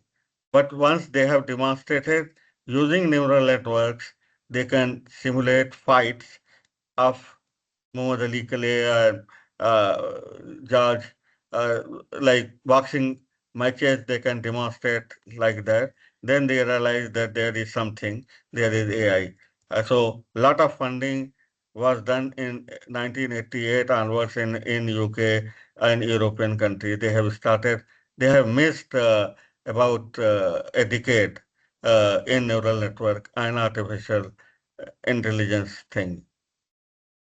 Just another joke because I am doing WhatsApp from 1979 to 1920. After that, I didn't join uh, any uh, like teaching assignment. I rather watch TV, do things, other things. So, Hello, oh, hello, sir. yeah, yeah. Sorry to interrupt, sir, but we are having limited time slot. So can you please conclude your meeting? Yeah, sure. I didn't see the watch. Sorry. Sorry, sir. Sorry. This, Really, this, really, this really way sorry, I sir. can talk the whole afternoon. Sorry. Okay. So Yes, just a sir. joke. So a joke that next millionaire will not be AI specialists, computer scientists, or any engineers. They will be a plumber, a repairing person, and a TV repair, electrician, and other things. After some time, the software, by the AI and all the tools, most affected people are those who got jumped from 1995 till date. Their jobs will be cut. 100 engineers job can be eliminated by uh, one or two substations of AI. One of that can replace one or two engineers and using the AI platform. So that is critical. And then uh,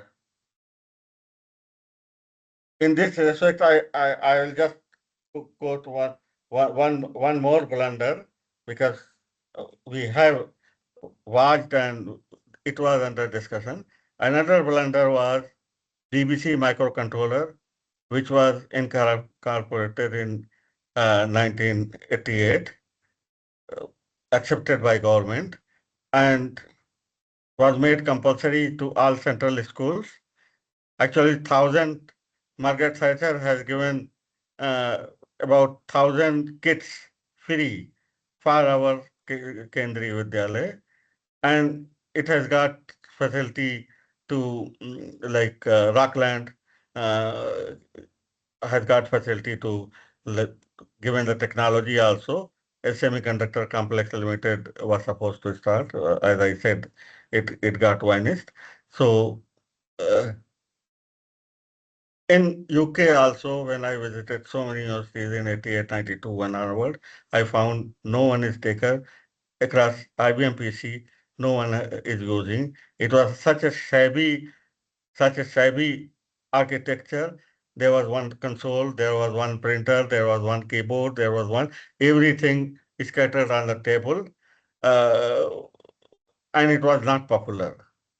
So once I visited, so there was a friend professor. He said, "Look, we have given you 1,000 kits, and but I said you have given us 1,000 kits, but after that, 10,000 to 20,000 kits has been purchased by all private colleges and rest of the government things. So you take it as a commission to entire nation, and using that concession or commission, you actually saved uh, your company uh, and laying out of 4,000 engineers in UK. So that is the kind of thing. If there is something coming in charity, one should see that which country is giving what interest. So things are so many, mistakes are so many.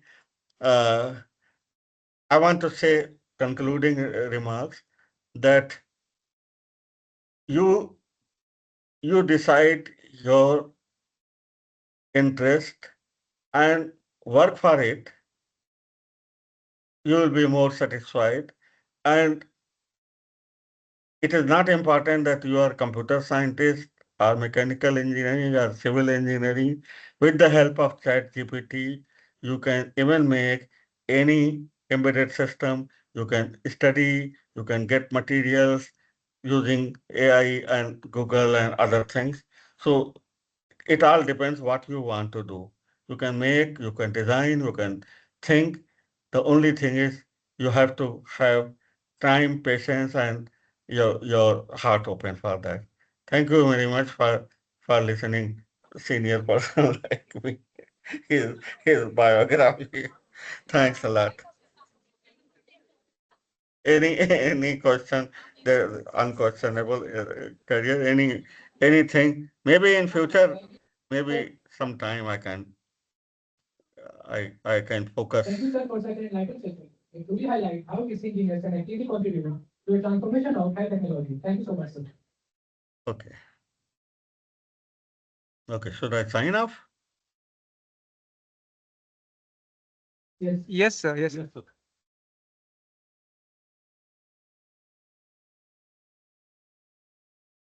How to sign up? I'm putting camera off.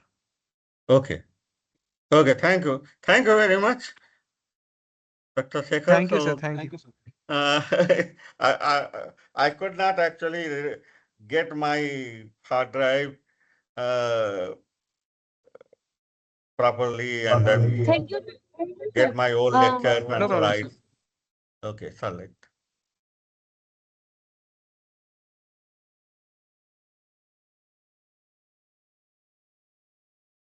I am putting my mic also off. And if there is any speaker, I would like to listen.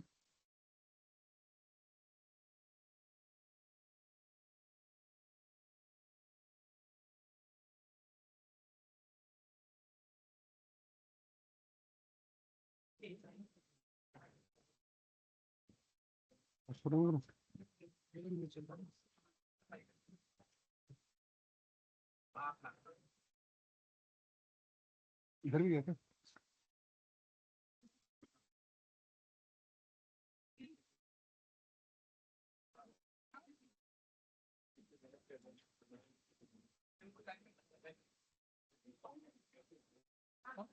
Oh.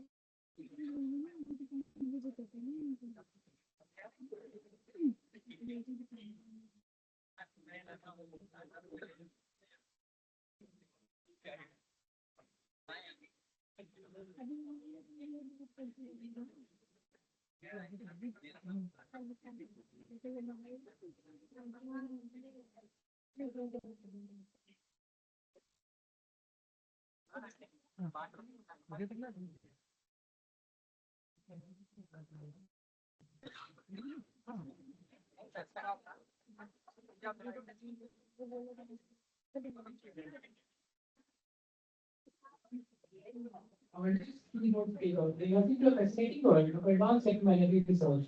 Professor N.P. Yadav from Hubei Polytechnic University, China, is a complete researcher in the field of terahertz technology and high frequencies electromagnetic applications. Terahertz research represents one of the most promising frontiers in modern science, particularly biomedical imaging, non-intervention sensing, and high resolution diagnostic systems. The application of advanced electromagnetic spectrum technology in healthcare are potential to recognize early disease detection, medical imaging, and smart sensing solutions. Today, we share our expertise on advanced technology for biomedical applications. May now invite Professor N.P. also to address the gathering.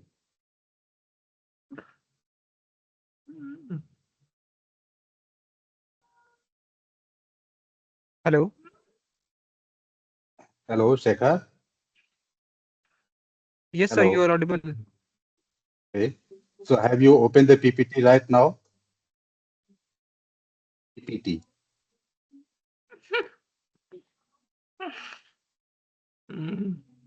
Have you opened the PPT there? You can, sir. You can. No problem. Okay. No, you have to share the PPT there. I will just on the PPT, okay? Okay, sir. So first, everyone, welcome to my talk. Today is the talk, the advanced terahertz technology for biomedical application. So before starting the talk, I just want to explain about something about the is my China university. There are the university. Shekhar, have you opened the PPT there? Slide number 3.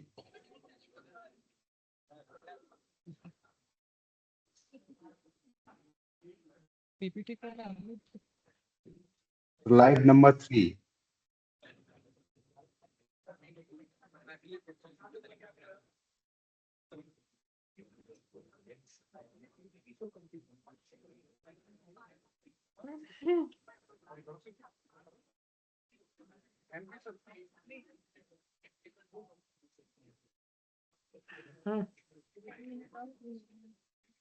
Shekhar,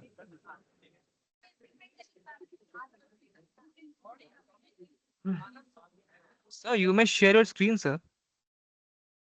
there is some problem. I just is cannot share the screen there.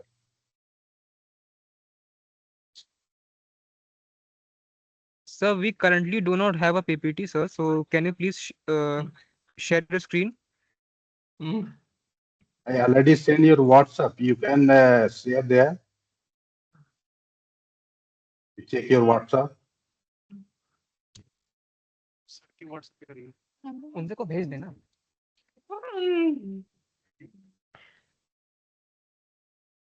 Sorry for the technical glitch, sir. We are managing and we'll get back to you in a few minutes, sir. Okay. I have already sent the Dr. Shekhar WhatsApp, so you can share there. Yes, sir. Yes, sir. Yes, sir.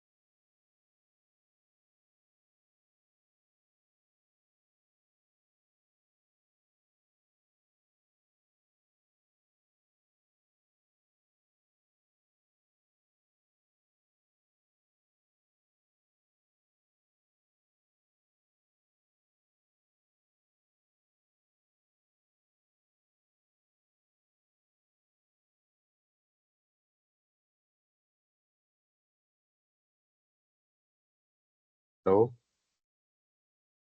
Dr. Shekhar.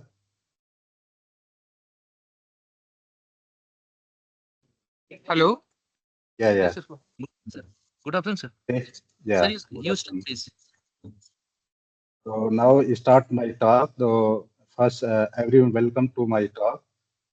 Today's talk is advanced terahertz technology for biomedical application. If any student want to connect with me, I have already shared my WhatsApp, my email. You can talk. You can write email to me there if any want to know about this topic, terahertz technology. So before I start my talk, I just want to explain about my university. Can you open the slide number 3, Shekhar? Slide number 3. Yes. So this is my university scenario. You can look they are very beautiful universities belongs to Hubei province and is a very famous city, Wuhan city. Next slide. That university basically belongs to a lot of rivers and lake. You can, if you look there from upside, there are many good lakes and a very good atmosphere there. Its name is Hubei University of Science and Technology. Now, next slide. Next slide. Yeah. Before I start the topic, so if you start any project, there have some challenges. Like in terahertz technology, the challenges had been made to make terahertz devices small and powerful enough. However, recent advancement like those from the Recon is our collaborative centers in USA. They are already making the terahertz sources to challenge according to the challenges like in critical application that can benefit our daily life. And recently, AI and nanotechnologies play a crucial role in development of advanced terahertz technology by manipulating the engineers materials because the material is very important. You can manipulate in the materials like is the nanoscales, microscales. So the researchers can enhance the properties of terahertz devices based on the materials. So materials is very important to make the devices in compact for the daily life. Nanomaterials such as nanoparticles and nanowires offer unique electrical and optical properties that can be enhanced of efficient terahertz generation, detection, and manipulation. In this through this talk, we propose some latest application of nanotechnology to improve terahertz biomedical, biological detection capability for providing progressive terahertz system, thus enabling outstanding detection performance utilizing terahertz spectroscopy and imaging. There will be encouraged broader interest in various fields.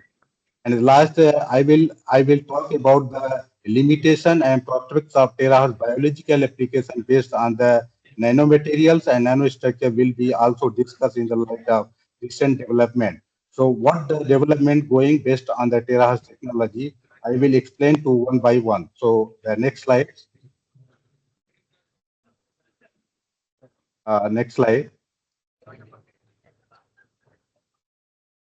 Slide number 6. Slide कह रहा है भाई next slide करो तुम भी नहीं रहा Yes. Just help me to change the slide number. I will explain. Okay. Just I will tell the number 6, 7, so you can change. So you can see the slide number 6. There have the mentioned terahertz biomedical application. Like in there are two applications: terahertz biological effect and terahertz imaging. In terahertz biological effect, there will be three portions: it's DNA, protein, and hydrogen bonds. And in terahertz imaging, we can go to application like cancer cell detection, brain tissues, and blood fat detection. So this is the main application of terahertz biological biomedical application. Uh, based on this application, based on these challenges, we are taking to development our terahertz lab. So can you open the slide number 7? Next. This is the our terahertz laboratory. First, I have buy the terahertz source and terahertz camera. These two devices we have already bought from USA and Russia. So that devices can help to enhance the resolution. It's like if you have some diseases in medical biological diseases in micro size, we can easily detect that diseases. So we are trying to develop the more instrument and devices in our labs. So this is the first instrument we have already developed in our laboratory. Now the second one, next slide.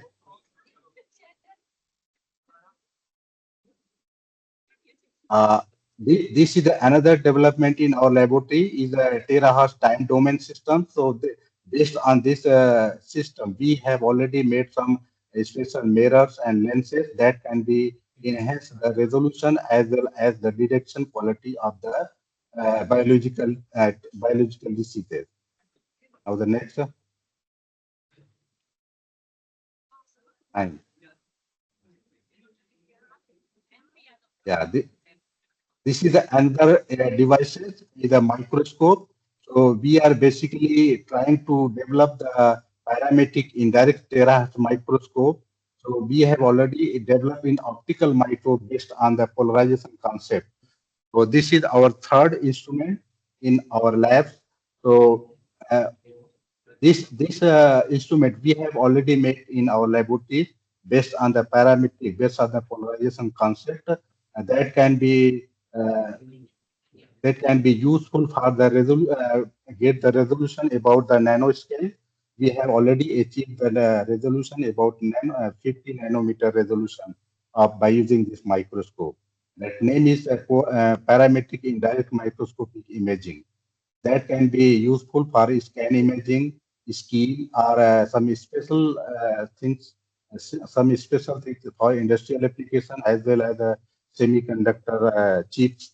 We can detect from these microscopes. Now the next 10 number. Next, yeah. This is another instrument of the terahertz time domain system for the spectroscopy terahertz spectrometer that can be useful for special diseases like cancer and lungs and some some like microcyte disease in the human body as well and the animals. So we have already tested some results. You can see there healthy and injury, how we can identify the injury part and healthy part of the by using these terahertz spectrometers. Now next one, 11.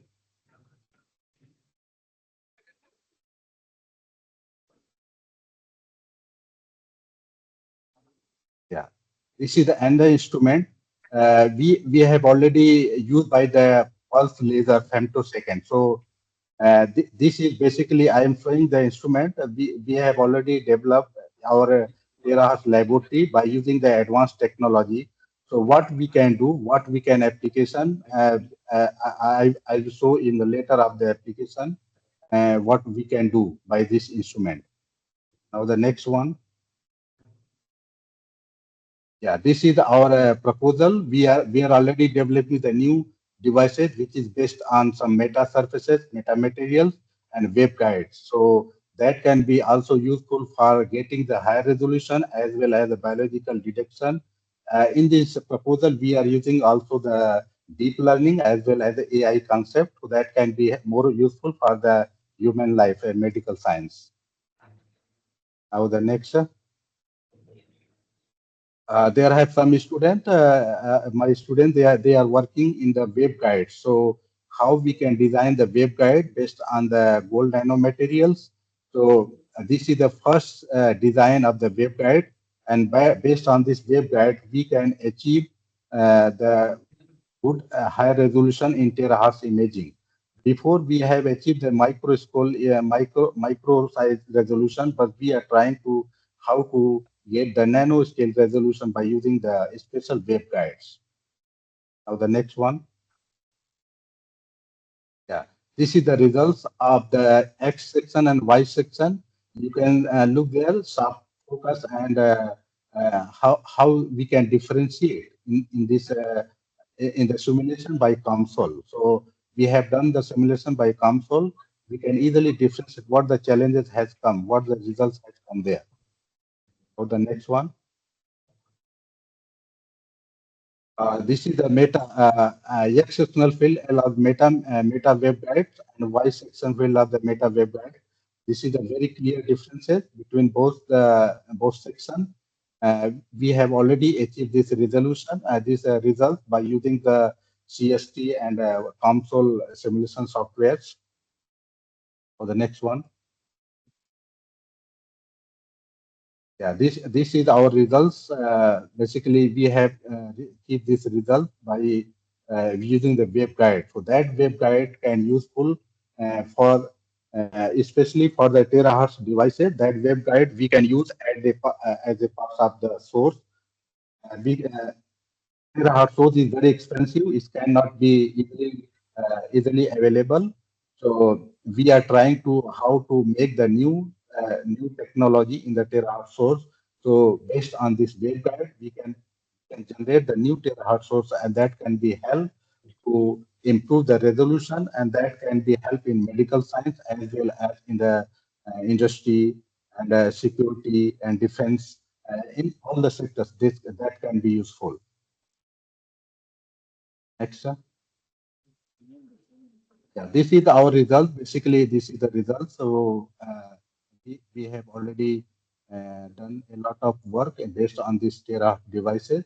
So you can open one by one, either 17 and then 18, 18, yeah, 19. You can open the results there. Next slide. Next slide.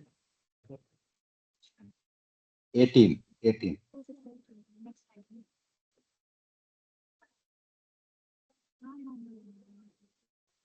I am little worried about that student. If there have some student, maybe it's very difficult to understand what the results, what the meaning of results. So I'm sorry about that. But if you have any question in between, you have any question, anyone can ask the question because there have limited talk, only 30 minutes. So it is very difficult to explain about everything. So I just show the PPT and results only based most of thinking will be some PhD student, they can understand easily. If you have not understand or if you want to know about everything, you can write email to me or you can discuss with me later because due to the limited time, I cannot explain more deeply. So I'm sorry about that, but you can look my PPT. I have already shared in the WhatsApp there. So you can look my PPT and you can try to understand what the going on in based on the terahertz technology. So next slide. There have many results I have already mentioned in the PPT. 19. Yeah. This is basically meta surfaces. If we have used the meta surfaces, how we can change it based on the meta surfaces. Now the next results 20. 20. Yeah. So if you look this result is very clear about the different it's like a terahertz antenna. If you have done in microstrip touch antenna is radiation, so look there how the changes in terahertz antenna. If you design the terahertz antenna, you can look the imaging is very clear, very good imaging by using the CST as well as the console. 21.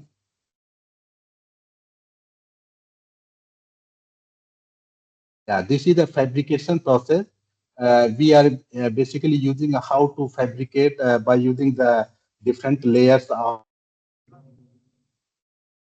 like nanomaterials and different a lot of metamaterials. How we can fabricate? There have some fabrication machine. We are using that machine and we can fabricate the materials, and that material can be useful in the making for terahertz source and camera. Now the next 22. This is the only chamber for the terahertz devices. In microwave is different, but the terahertz we have using a different anode chamber that can be useful for the radiation pattern and polarization. Now the next.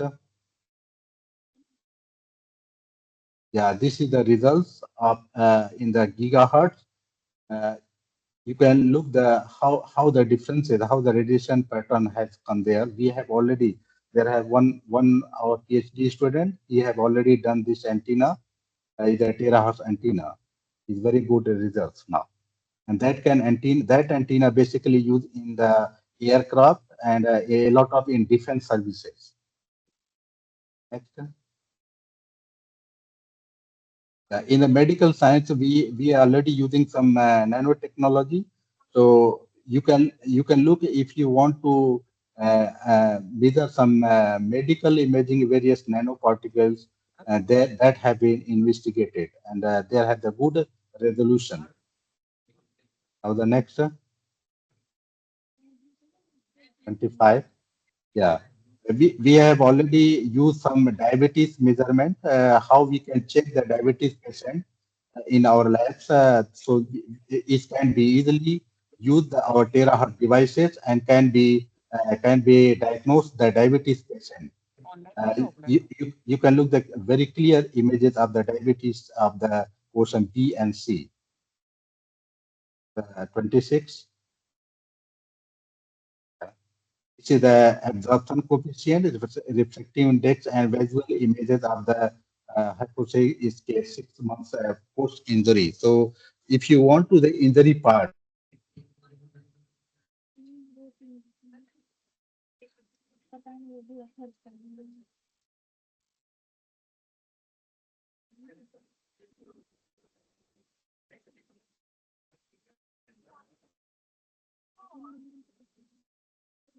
there have some problem of the connectivity. Sorry for that.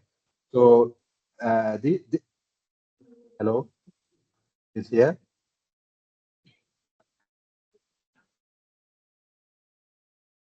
Yes, So sir. yeah. So there have some another results. So we have already measured some like the injury part and without injury part. So a lot of results we can say you can look by PPT 27, 28, 28. Open the 28,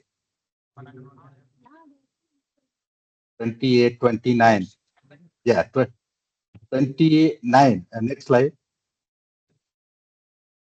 Apart from the medical, we have already we are also doing some industrial, just like the pipeline. If you want to find the detection in pipeline, we have already given some mathematical programming concept by deep learning, and that can be helpful to diagnosis or identify an infection of the pipeline.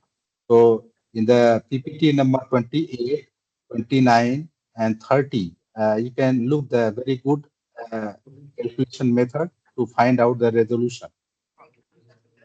30, 30, next slide. Yeah, another slide, 31, 31. Yeah. So 29, 30, 31. This is three slides is basically based on the industrial application. Like if you want to measure some pipeline structure or semiconductors chip, we can easily inspect devices. And we have already given some mathematical programming, and they can be useful to make the terahertz device. Now the next 32. This is our new project. We are also planning to do some AI and nanotechnology concept in terahertz technology, because if you use the materials, the nanotechnology is very important for using in the material, because they have some terahertz source and terahertz camera. So we can use some nanomaterial concept, nanotechnology concept in making the terahertz source that can be helped to make the some advanced technology, advanced terahertz, and that can be useful in a medical science. Recently we are trying to develop AI-based terahertz devices that can be used in the medical science. And near about 50% work have done. 50% have left now. We are working on the project. Next slide. This is our fabrication lab. In this lab, we are trying to do some is like a metamaterials, nanomaterials based camera. So there have some TerraSense camera. We are already making the TerraSense camera in our lab now. Before we had bought from the Russia, but in China we are also making some TerraSense camera as well as in our laboratories now. Next slide, 34.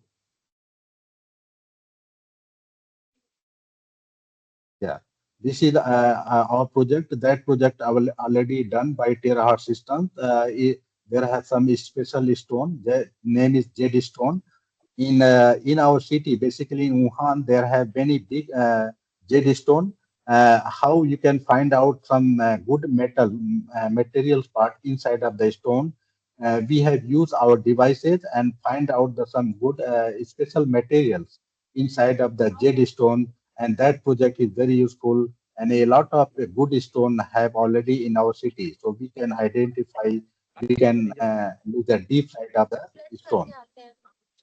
And now the next one. Next one. Yeah, this is our another setups that can be useful in the terahertz time domain, and that can be useful in another medical science. The next.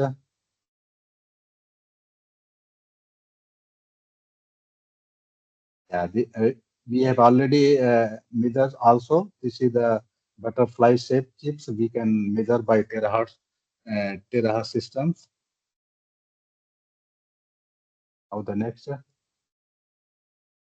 In our terahertz technology, we can also measure some like ultrasonics and that types of problems we can also measure by the terahertz devices. Now the next project, next slide.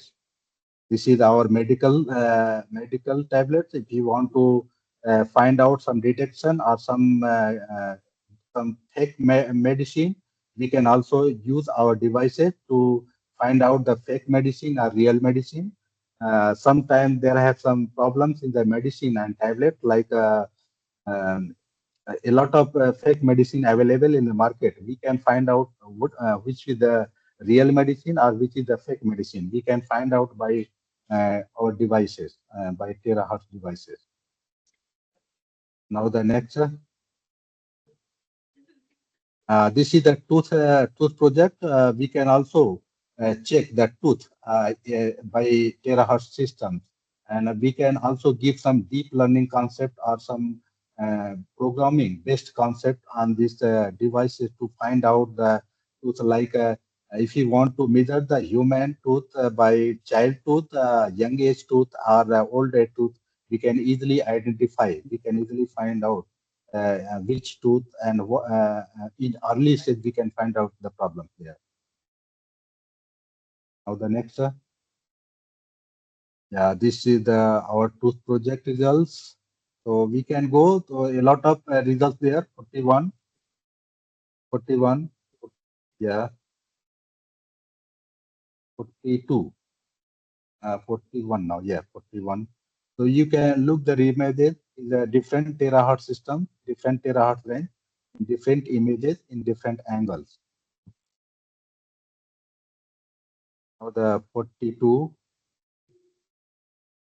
This is our microscope. We have already developed this, and we have the patent. There are 2 patents on these devices. And in the before slide, I have already shown that this microscope. The next. What the advantage of this microscope? This microscope has challenged the SCM images. You can look there, have the ABC. This is our microscope image, and DE, that is the SCM image. But if you compare both images, it's a very close result. So we can challenge the SCM images is electronic microscope, but our microscope is optical microscope. So we can challenge. So this is the option, because the SCM is very expensive. Electronic microscope is very expensive. It cannot easily available in every university. So there have the optical microscope we have already developed. Everyone can buy this. So this is not more expensive, and the results is very close. Very close. We can also measure this. So we are given some option to use our microscope in place of SCM. Next slide. Next. This is some results based on this microscope. Next slide. जो बच्चे वहां हो ना उनको भेज 45, दीजिएगा 45, ना कर पाए प्रेजेंट कर चुके हो या करना हो तो यहाँ बच्चे है ही नहीं 45. This हाँ is the results based on this अभी लिए microscope. Next. Yes. This is the results very clear to look the AFM and our microscope is very good comparable results. So we can give some option as well as CM and AFM. Next. शायद Yeah. हाँ अभी देना that This is our new project. We have given some option to develop just like a dual port waveguide. So we are working on this project also. A lot of project, a lot of work based on the terahash technology. Now the last slide open. Finally, I want to give the conclude of this technology. The future of terahash technology holds a great promise across various fields. Advancement in miniaturization and probability will make terahash devices more compact and portable, allowing for critical application in healthcare, security, and industrial applications.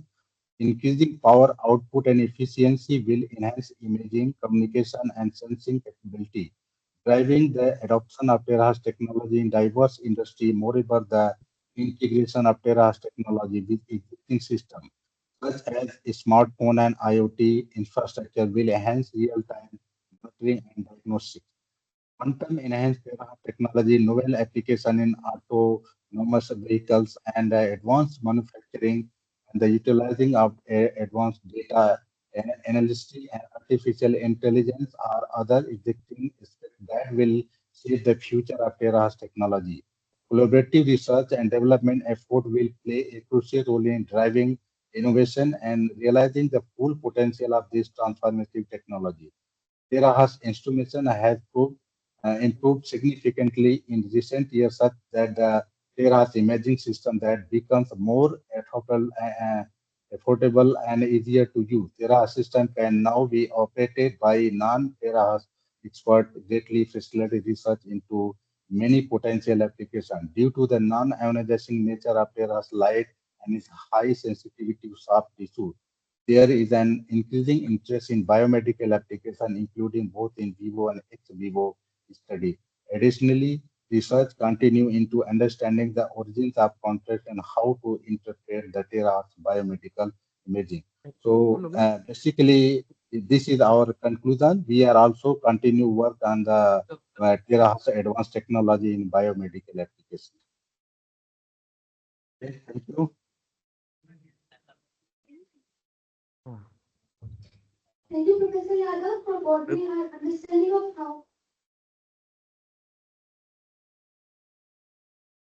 If any student have any question, you are welcome to ask me the questions. Thank you, Professor Yadav, for broadening our understanding of how advanced electrical technologies can redefine biomedical diagnosis.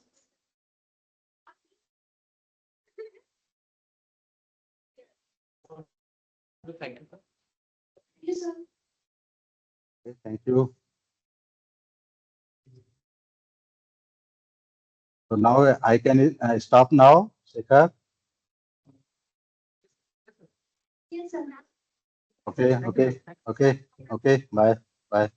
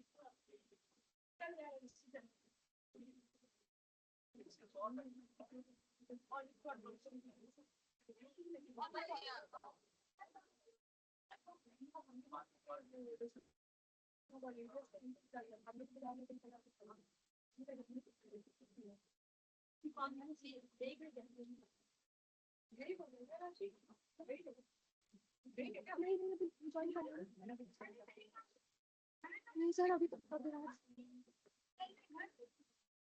मेरे phone किसका पता नहीं किसको सबका phone है बच्चे का होगा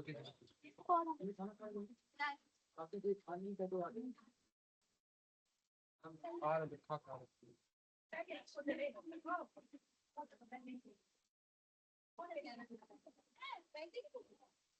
कॉल करूँ मैं सर हम खाना खा रहे हैं तो कैमरा बंद कर कैमरा बंद कर दो ये ऊपर ऊपर कॉर्नर तो वहाँ पे से खाना आप लोग खाने नहीं अरे सर तुम लोग अपना अपना वो ले आओ ना लेके नहीं आए क्या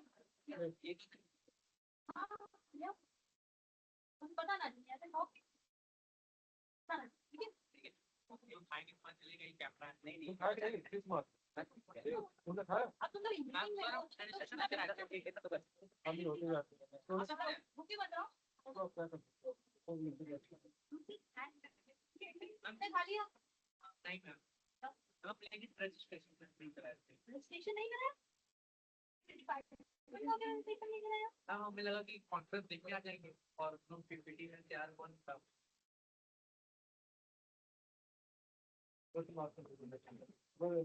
आने सर वो बोल रहा था डिपार्टमेंट बोल रहा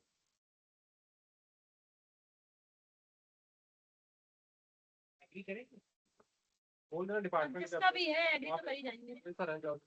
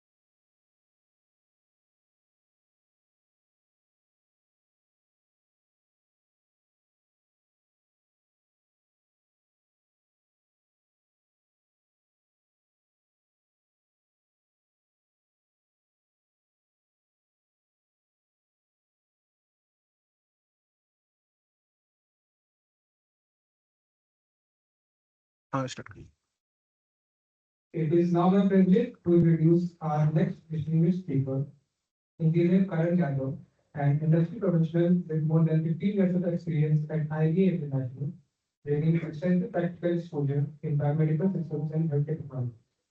I respectfully invite Professor Engineer Karan Yadav sir to present this session.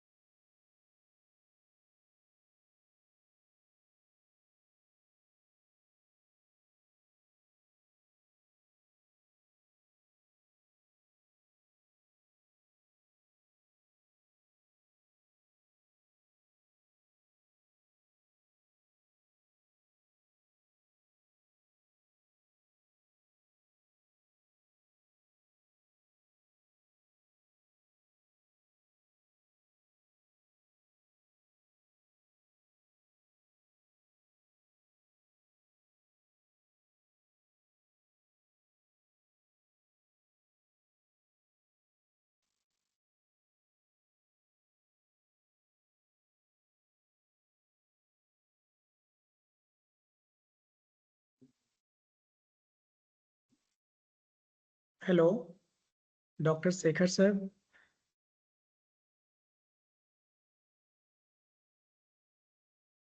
Hello, Dr. Sekhar sir. Yes, sir. Yes, sir. Yeah, my voice is going over there. Yeah. We can start in English or Hindi. Any problem for a student? At your comfort, sir. I can start in English as well as in Hindi, no problem. But no, my main intention is a student. Yeah. Yeah. So Yes, sir, how yeah. they are reliable to understand? You can speak both language, English and Hindi. Okay, sir. Thank you so much. First of all, a lot of thanks to Sekhar sir and to universities, all members, professors, associate professors who arrange this type of conference for beneficial for a final year student to contribute their knowledge and technology in the market in industry.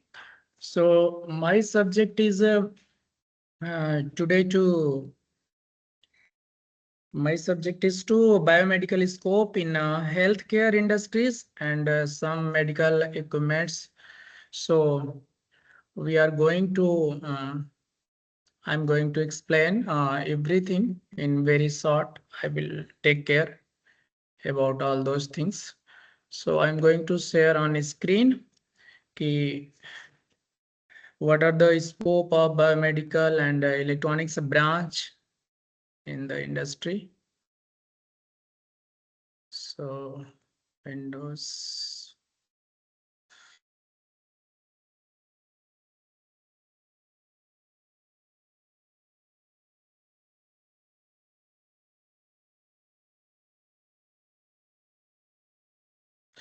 So we will start here from one machine. This is the linear accelerator.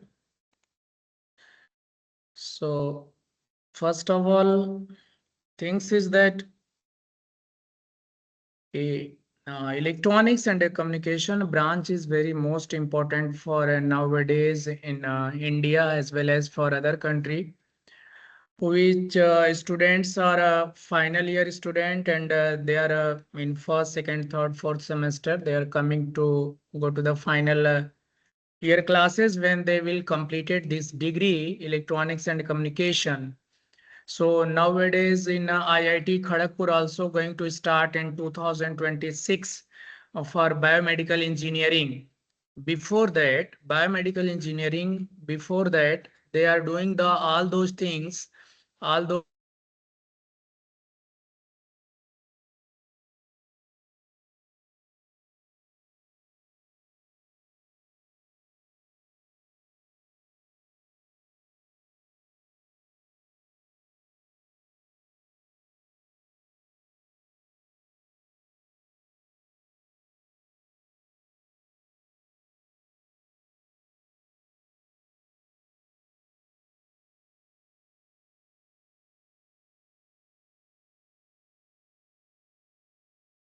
Hello, Dr. Sekhar, sir. Yes, sir. Hello, Dr. Sekhar, sir. Yes, sir. Yes, sir. My screen is over there. Laptop screen is Yes, over sir. there. Yes, sir. You are visible. Okay. Okay. Thank you so much. तो Thank you, sir. जो ये screen इस समय दिख रही है, यह एक कैंसर ट्रीटमेंट मशीन है. This is the cancer treatment machine. Here is all technology compiled together: mechanical engineering, electronics engineering, coding, digital electronics, electrical engineering. All those engineering compiled over here, and they made this is the linear accelerator. So medical linear accelerator, this is medical linear accelerator, which are using in for cancer treatment. In Lucknow, there is a center PGI. In PGI hospital also this machine is over there. So I'm going to explain about in very small time this machine. So this is linear accelerator. There is a electron gun and modulator and all those electronics, all those engineering technology used over here. तो main scope जो है, जितने भी बच्चे आजकल electronics में engineering कर रहे हैं, उन सभी लोगों के लिए ये जो मशीन है, इंडस्ट्री में जाके या मेडिकल इलेक्ट्रॉनिक्स का सेक्टर आप पकड़ सकते हैं. जितने भी स्टूडेंट हैं, मेन है कि जब आप पास आउट होते हैं, इनिशियली जब आप पास आउट होते हैं, तो कहीं ना कहीं यदि आप मेडिकल इलेक्ट्रॉनिक्स में जाना चाहते हैं, तो बहुत easily electronics and communication engineering के बच्चों को ले लिया जाता है. It is very easy to get a job in industry nowadays, in government sector also as well as in private sector. दोनों ही सेक्टर में आपको जॉब आसानी से मिल जाती है. और ये बहुत ही सर्च करती है कि हमें इलेक्ट्रॉनिक्स के बच्चे मिल जाएं, इलेक्ट्रॉनिक्स इंजीनियरिंग के बच्चे मिल जाएं.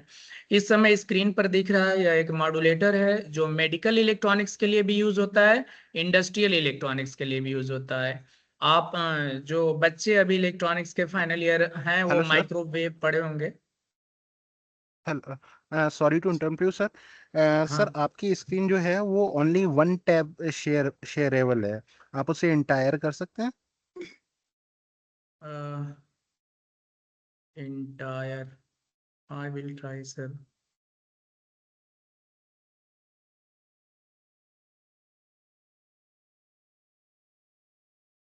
हाँ, बोल दीजिए.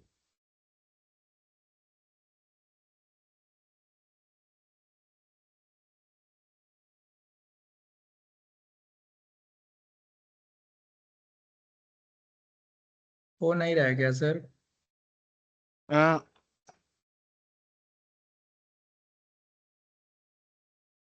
Sir, here only visible the folder name K. Okay. Image is not there. Yes. Oh, so how image will go? Share Windows. Share an entire window. Okay.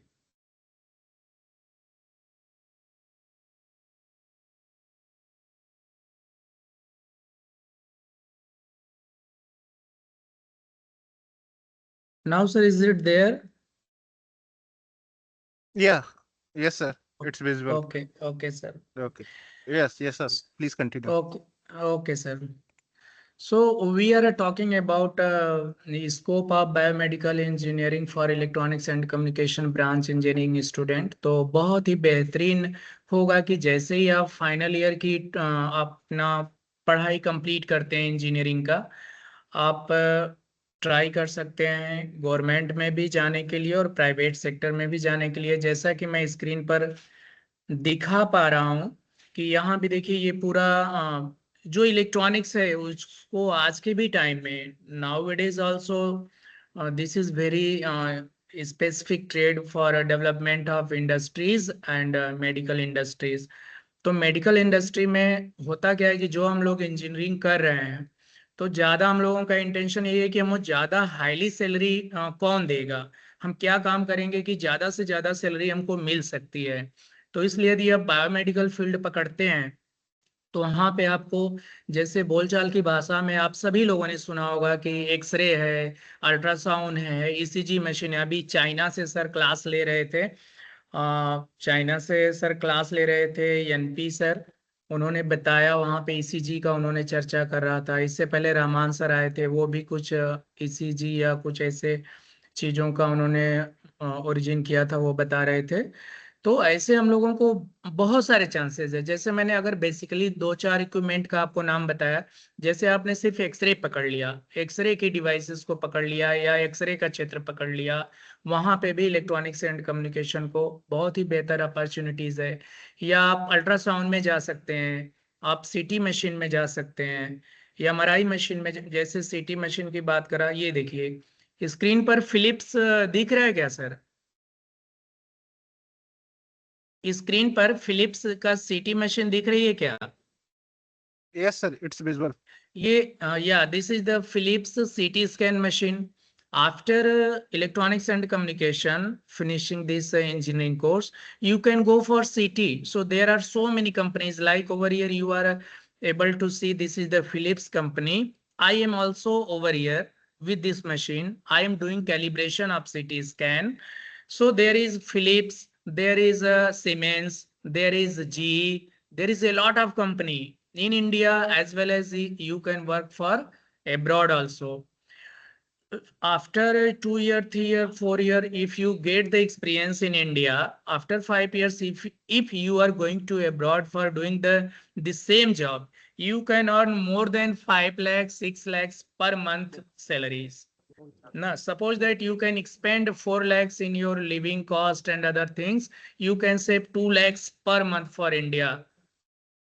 आप अपने घर के लिए हर महीने 2 लाख रुपए बचा सकते हैं यदि आप बाहर जाके काम करते हैं। तो ये तो मैं आपको सीटी दिखाया, जस्ट मेरे पीछे यहाँ पे एक लेजर है जो जब आप पेशेंट को इस पेशेंट काउच पर सुलाते हैं तो उसका मार्किंग करता है वो लेजर, वो लैप लेजर है, आप गूगल भी करके देख सकते हैं।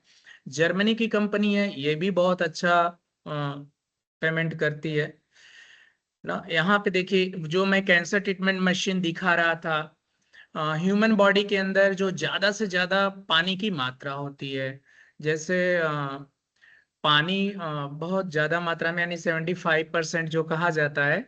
तो जो मशीन मैंने आपको सबसे पहले विंडो पे दिखाया, ये मैं 1 सेकंड पहले मशीन दिखा लेता हूँ। वेर इज, चलिए मैं मशीन का ये दिखा लेता हूँ। जिस पर ये मेरा पैर है, ये पेशेंट काउच है, इसी के ऊपर पेशेंट को सुलाया जाता है। और ये कैंसर ट्रीटमेंट मशीन है जो आपके लखनऊ पीजीआई में भी लगी है, आपका फोर्टिस है, टाटा हॉस्पिटल है, ये सब सारी जगह बड़ी जगह पे लगी है। तो अभी जो पानी वाली वो दिख रहा था आपको, तो जैसे जब मशीन कंप्लीट तैयार हो जाती है और ट्रीटमेंट करने से पहले उसका कैलिब्रेशन होता है कि ये ह्यूमन बॉडी पे ट्रीट करने के लिए कैपेबल है या नहीं है। तो उसी चीज को चेक करने के लिए इसके अंदर टेस्ट किया जाता है, इसमें इसके अंदर टेस्ट किया जाता है। ये जो देख पा रहे हैं यहाँ पे टेस्ट होता है। तो यहाँ पे डिटेक्टर्स होते हैं, चैम्बर होते हैं जो स्पेशली वाटर के लिए बने होते हैं। वाटर में रिजल्ट्स देखा जाता है, रिजल्ट जब विथिन एस्पेक्ट आता है तभी उसको ह्यूमन बॉडी के ऊपर उसको ट्रीट करते हैं। तो बात हो रही थी स्कोप की, उस स्कोप में मैं यहाँ पे आपको शो कर पा रहा हूँ। सॉरी, क्या प्रॉब्लम हो रहा है?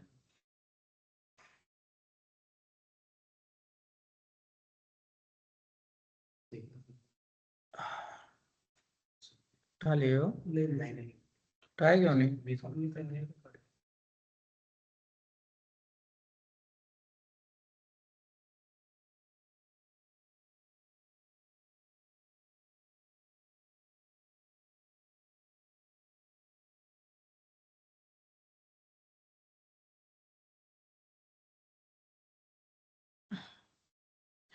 तो इस तरह से आप बहुत सारे इक्विपमेंट्स के लिए आप जॉब ट्राई कर सकते हैं और बायोमेडिकल फील्ड में इलेक्ट्रॉनिक्स एंड कम्युनिकेशन का ए लॉट ऑफ चांसेस है जहाँ पे आप हाई सैलरी का जॉब कर सकते हैं।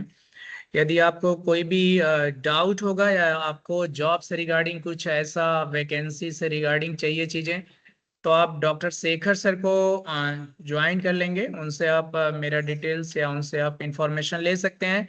मैं आपका रिज्यूम अपनी कंपनी में या अदर कंपनी में फॉरवर्ड कर सकता हूं यदि आपको बायोमेडिकल में इंटरेस्ट होगा तो a lot of thanks to all of you.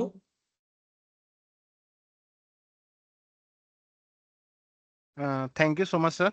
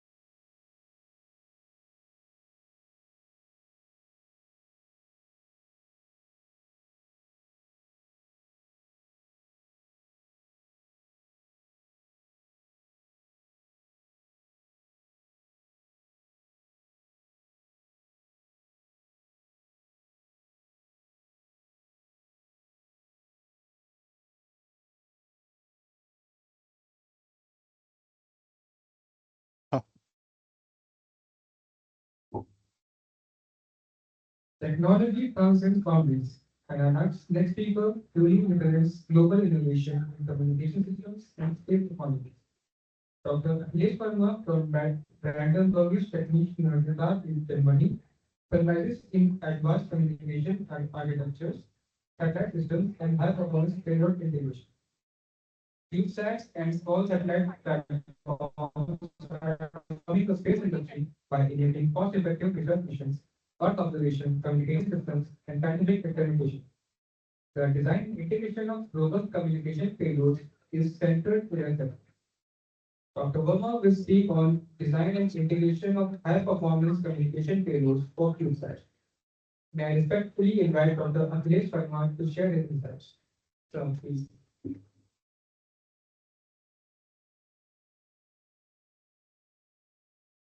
Sir, you are mute.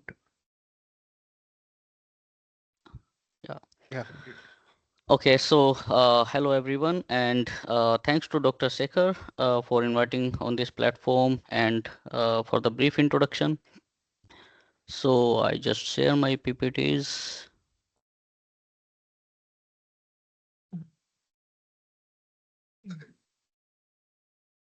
Is my screen visible?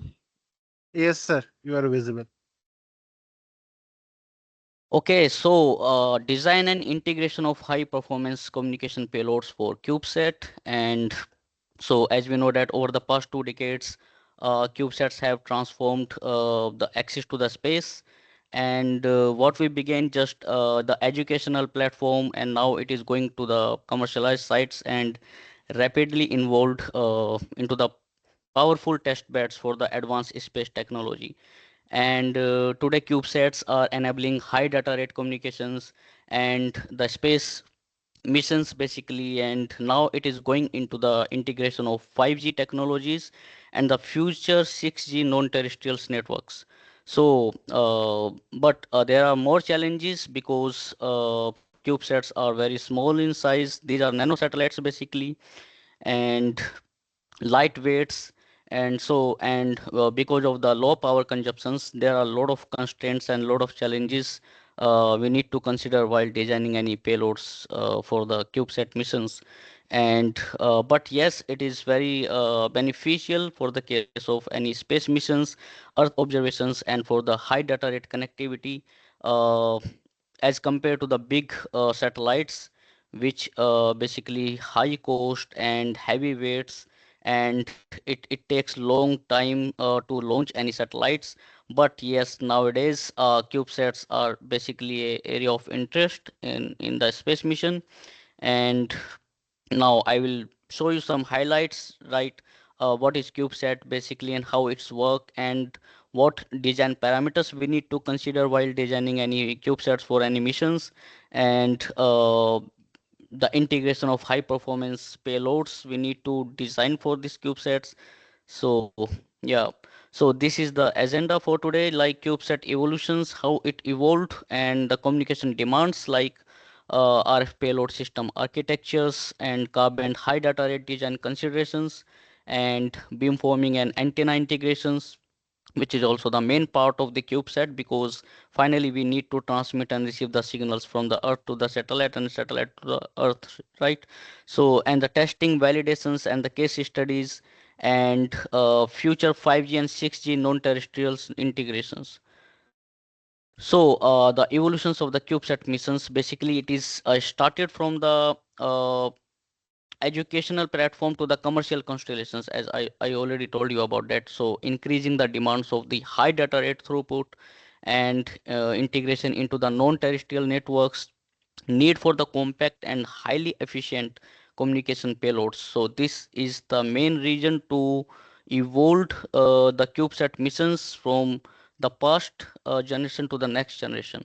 So yes, so basically CubeSats is small satellites and nano satellites, and that weighs like less than 300 kg. And CubeSat, however, must conform to the specific criteria that control factors such as its shape, size, and weight.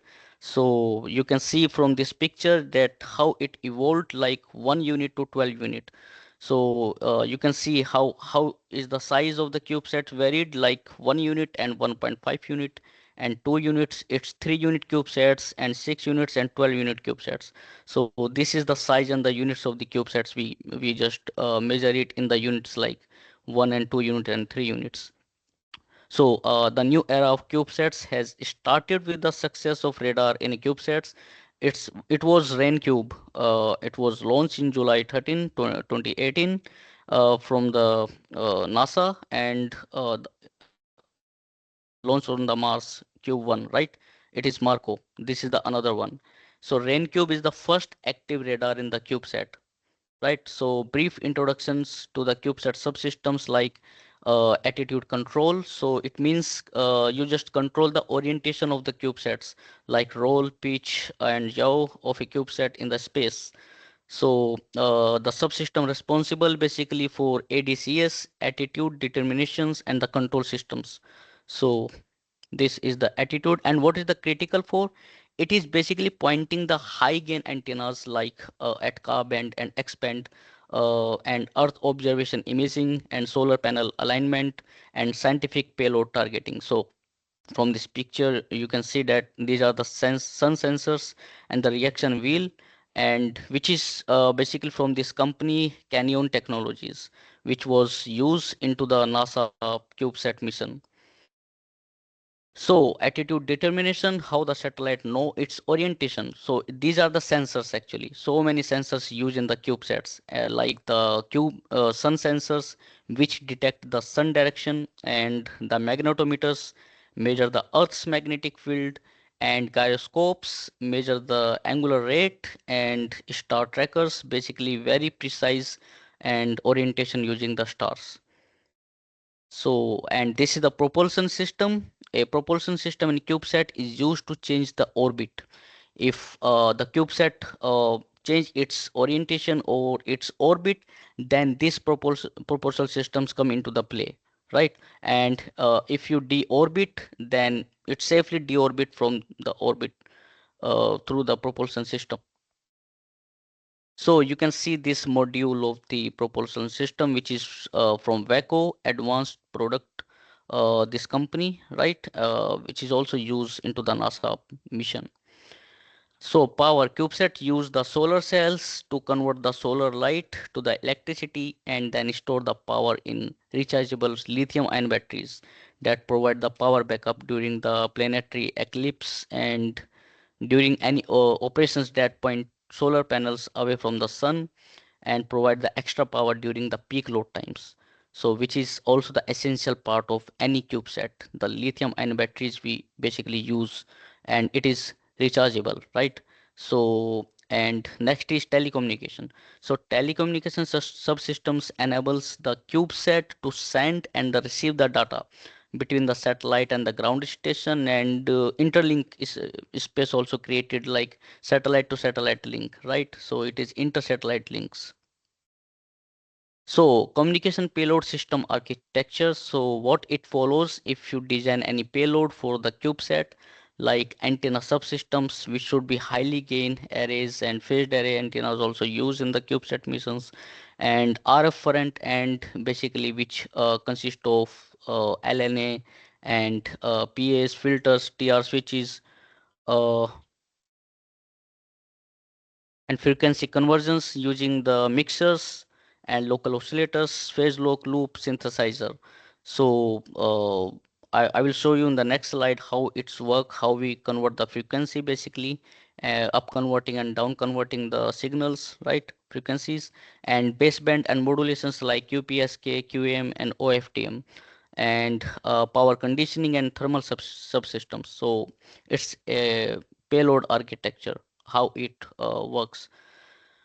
And yes, this is the project we are working on OA5 and this is basically the CubeSat 3-unit CubeSat we are designing here in Germany and which has to be launched this year actually. So what is the mission focus is just integration of the nano satellites in the mobile networks of 5G and beyond. And we are just going to implementing this as an experimental learning educational CubeSat project and basically we will launch the two CubeSats which will be at different source locations. So one will be at our city and another will be into the another city and we will create the link between these two cities with the help of these two CubeSats, right, at 5G networks. So key aspects is still in low earth orbit, maximum height is 600 kilometers and extend satellite bus for payload support, 3-unit CubeSats and innovative communication payload, study specific use cases. And I already told you that we are planning for the two satellites. So from this picture, you can see that OA5A, OA5B, and the interlink satellite space will also be created, right? So and this is the payload of this OV5 mission. If you see that through these block diagrams, we have different units like COM payload, communication payload, where we will use the software defined radio and LoRa board for the communication. And this is RFCDS, radio frequency conditioning distribution source, basically which will route the signals from the STR and LoRa board to the COM panel sites like transmitter and receiving sites. And here is up converter, down converters, and at the output we have downlink antennas array and uplink antennas array. So we have designed the two antennas panel for the downlink and the uplink, which is at Ka band basically. So these are 64 elements antenna arrays and these are beamforming antennas. We have used some beamforming ICs to perform the beam steerings in a particular elevation and azimuth planes according to our requirements. So I will explain one by one how it's work like LoRa board, software defined radio, RFCDS units, up converters and down converters. So LoRa board basically used for the low data rate communication and typically for telemetry, housekeeping data and backup communication link and ground testing. And software defined radio, the basic function is generates and process the baseband signals digitally. It performs the modulations like QPSK, QAM, and some more modulations like JMSK signals it creates, and demodulations and the filtering, encoding, decoding, and digital up down conversions at IF level, intermediate frequencies. So this is the functionality of SDR in the CubeSat here. And yes, this is the RF conditioning and distribution systems, which is basically route the signals and conditioning. It includes some switches and splitters, combiners, attenuators, and control the interfaces. So this is the working of RFCDS in the CubeSat. And up converter, basically the transmitting chain. If you know the building blocks of the transmitter, so it converts the lower frequencies IF or S bands to a Ka-band uplink frequencies. And what happen here, if input from the HDR, for example, we are sending the signal at 2.4 gigahertz or the lower frequencies, so local oscillator mixing the frequency and frequency translation to the Ka-band. So it up converting the frequency from 2.4 gigahertz to 29 to 31 gigahertz. And TX RF network beamforming ICs, so its function basically amplifies the signals, and it applies the phase shift to the each elements and control the amplitude per elements. So in Ka-band CubeSat, beam steering, gain control, and multi-beam capabilities just perform with the help of some beamforming ICs and some RF networks. So in the receiver chain, down converting, we just down convert the signals which we received from the ground station, and like we just convert the received signals at Ka-band and down convert it to the IF frequencies like 2.4 gigahertz. So signal from the antenna, low noise amplifier, mixers plus local oscillators, and it converts to the IF frequencies which is 2.4 gigahertz or lower, and it's sent to the SDR, software defined radio, for digital processing to extract the information.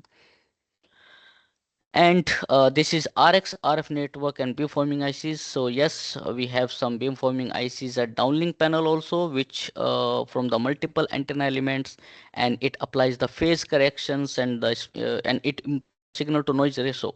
So enables beam steering towards the ground station. And the downlink antenna array, so we just designed two antenna panels, as I told you, like downlink antenna arrays and the uplink antenna arrays. So it transmit high frequency Ka-band signal to the ground typically, and we have some patch arrays, 64 elements, 8 cross 8 elements, and uh, it provides the high gain, narrow beam width, and electronically stable beam. So yes, and this is the uplink antenna array, which is at Ka-band. So its function just receive the uplink signal from the ground stations, and its characteristics is high gain, low side lobes, and integrated with the LNA for sensitivity. This is our CAD model, mechanical model. So even I can show you something I have. So if you can see, this is the CubeSat model, just for the example, for to understanding how the CubeSat is look like. So it's 2 unit actually, but we are designing the 3 unit CubeSat. So if you can see that we have some space into that, we just place all the PCBs here, like for the communication payloads and LoRa boards, RFCDS units, and here this is space we use for the battery purpose. So and one of the phase will be used for the solar panel, other phase will be used for some antennas panels, and cameras also integrated into that. So this is the CubeSat model we have, and from this picture you can see that we have some PCBs here for communication purpose, and at the center you can see there is a camera also, and at the lower space we use for the battery purpose, lithium ion batteries. So this is the basic architecture of any transceiver circuit. So we have the antennas and the duplexer, basically, which switch the signals from TX to RX, RX to TX. And at the receiver side, we have the LNA, which is the first component after the antenna at the receiver, and is low noise amplifier. And then we use the image rejection filters and mixers, then IF filters, amplify the signals, and goes to the digital side for the demodulation. And at the transmitting side, we send the modulating signals, amplify the signals, then IF filters, mixers, image rejection filters, and some drivers before the PA. And finally, we use the power amplifier to amplify the signals to send through the antenna, right? So I will explain everything one by one in the next slides. Like this is the RF front end. So first aim of the RF front end is basically for the amplification, right? So we use the low noise amplifier here. But why we use LNAs? So it basically amplify the signals with low noise signals, because when you receive the signals, it contains a lot of noise, right? So weak signal is received at the receiver, and ADC requires high input signals, right? So LSB and offset input referred noise range of like millivolt, and requirement of high dynamic range and higher sampling range like 2 FRF, right? So this is the purpose of LNA. And next aim of the receiver design is the variable gain. So in this case, you can see here, I just introduced the variable gain attenuator between the LN and ADC. So when you just near to the base station, uh, you have the low gain, but when you go far away from the base station, the gain is high.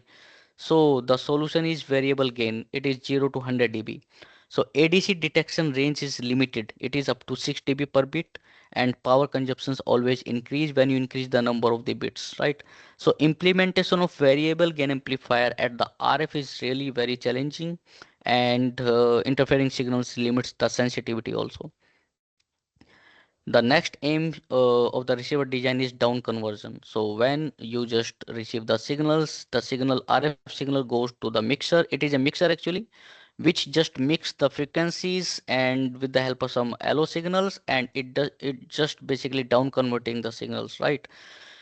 So we get the IF frequencies. For example, you are receiving the RF is like 20 gigahertz frequency, and you just mix the frequency with the LO, and LO is uh, like 14, 15 gigahertz something.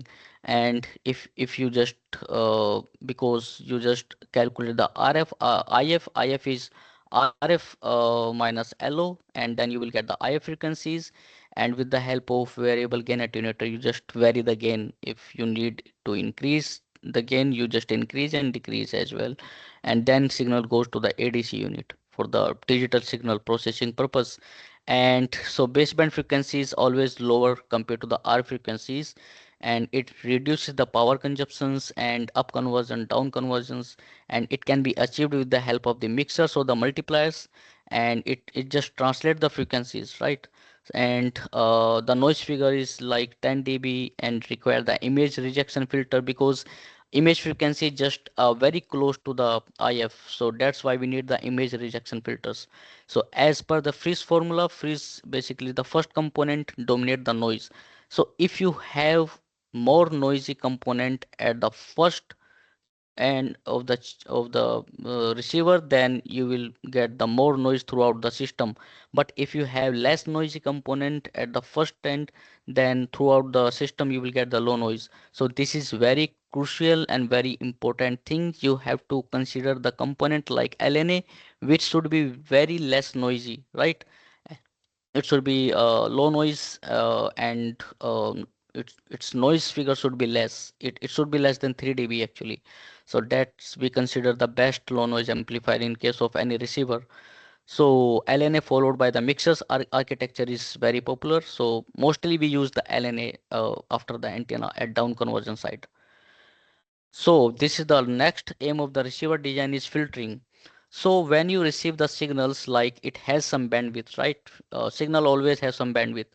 If we are interested in the bands like 20.1 to 20.4 gigahertz, we we need just this band, but there are some other frequencies also. We don't require these frequencies. So for this purpose, we just use the band pass filter after the antenna, right? So it will remove other frequencies which are not our interest, and then it will pass the frequency band to the LNA. Then it will amplify the signals with the low noise, and with the help of LO and RF, the frequency will be mixing here, and we will get down converting signal here. And when there are some frequency components after the mixers you will get, and we don't require these these frequency components. So after the mixer, we again use the bandpass filter, right? And then we have VGA and ADC. So compression will reduce required signal to noise ratio at the output and require the sharp filters to suppress the unwanted signals like interferers and the blockers. So effect of blockers and interferers, like, and you can say jammers also. So due to the compression, 1 dB compression point, the gain of the signals will be reduced and the noise figure of the receiver will increase. So that's really matters if you use any bandpass filters. It will remove the unwanted frequencies on interferers or the blockers, and intermodulations will lower the sensitivity as well. So we just calculate the link budget, which is very important when you design any trans receiver circuits. You have to calculate the link budget, right?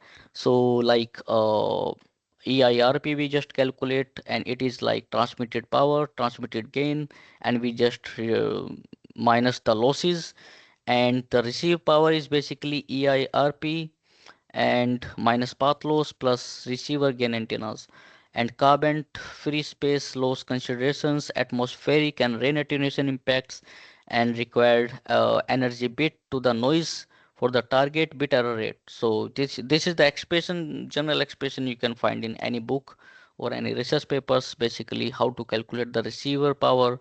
And free space path loss is basically directly proportional to the 20 log frequency. So if the frequency increase, the free space path loss will also increase. So that's why we are getting the high free space path loss at high frequencies, right?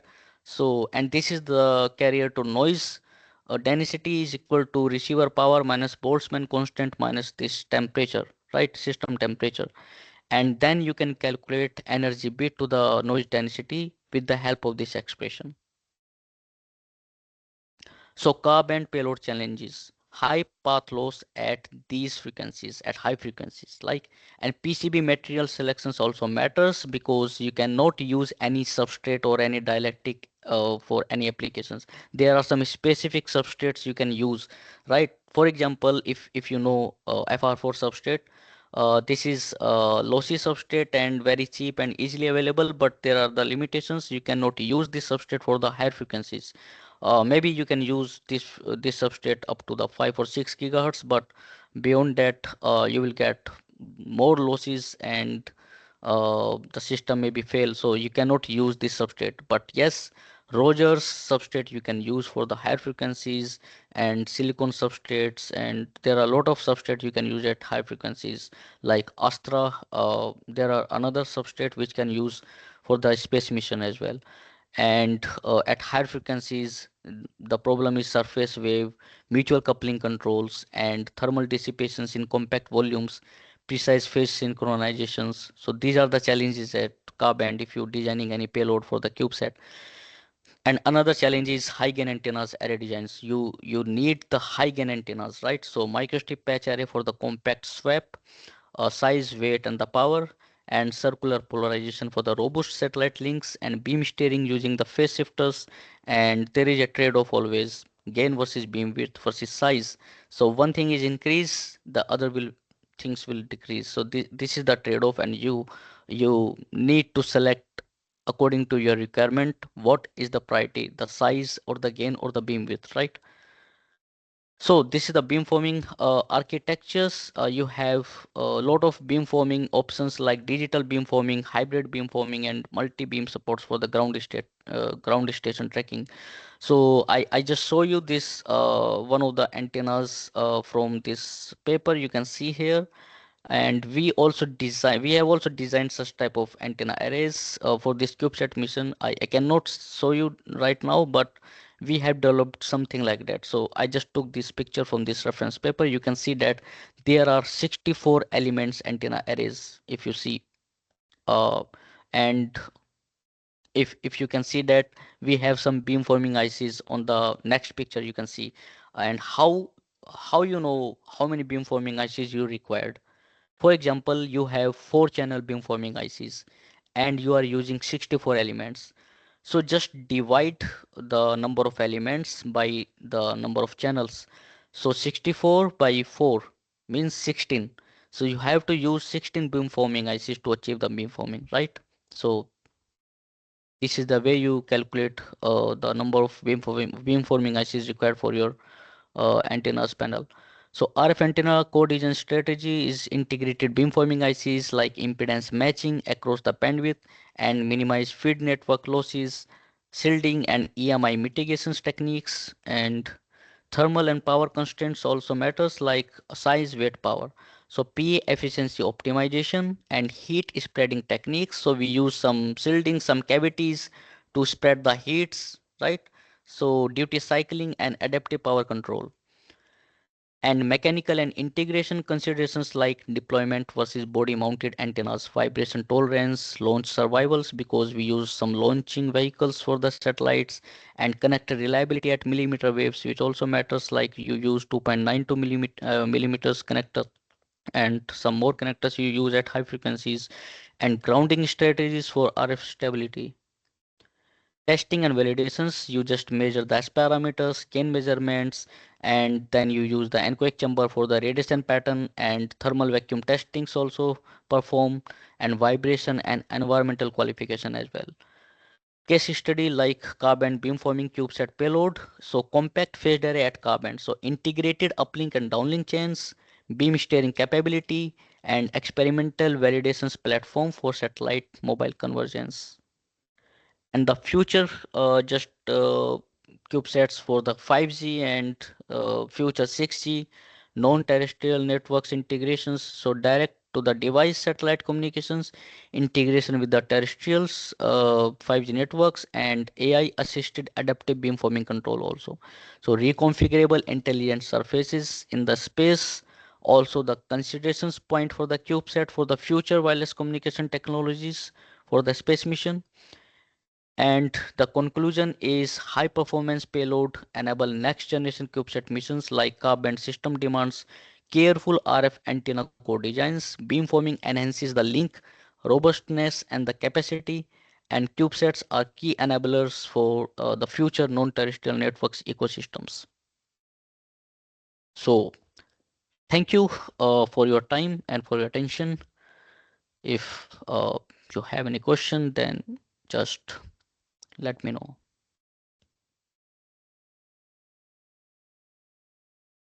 Dr. Verma for taking us beyond terrestrial communication systems into the evolving domain of space-based technology. Thank you, sir. Thank you so much, sir. Thank you. Most welcome. Can I leave now? Yes, sir. Okay. Sure, sir. Thank you. Thank you. Welcome, sir. ठीक है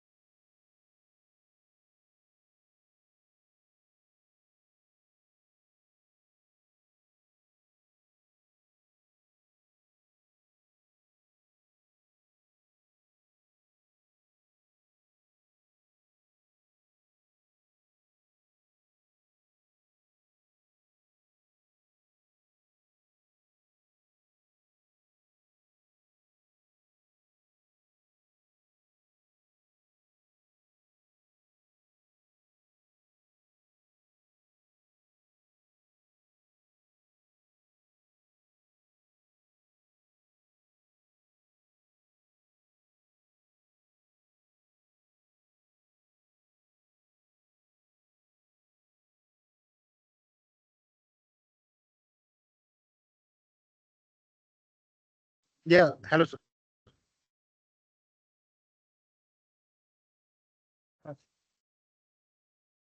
Behind every impactful innovation lies rigorous research and effective scientific community. Our next speaker, Dr. Brijesh Mishra, Associate Professor at KMR University, Bangalore, brings valuable expertise in research methodology, academic writing, and manuscript development. For scholars and researchers, understanding how to structure research, select appropriate journals, avoid common pitfalls, and present findings clearly is as important as the research itself. They will guide us through research and best practices and management practices. May I invite Dr. Brijesh Mishra to address the audience.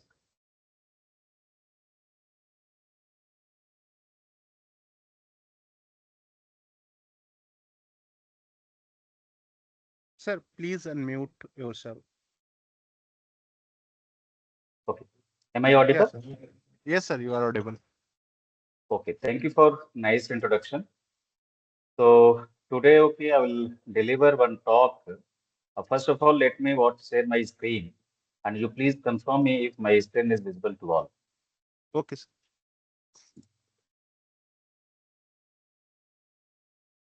Now it's visible. Yes, sir, it's visible.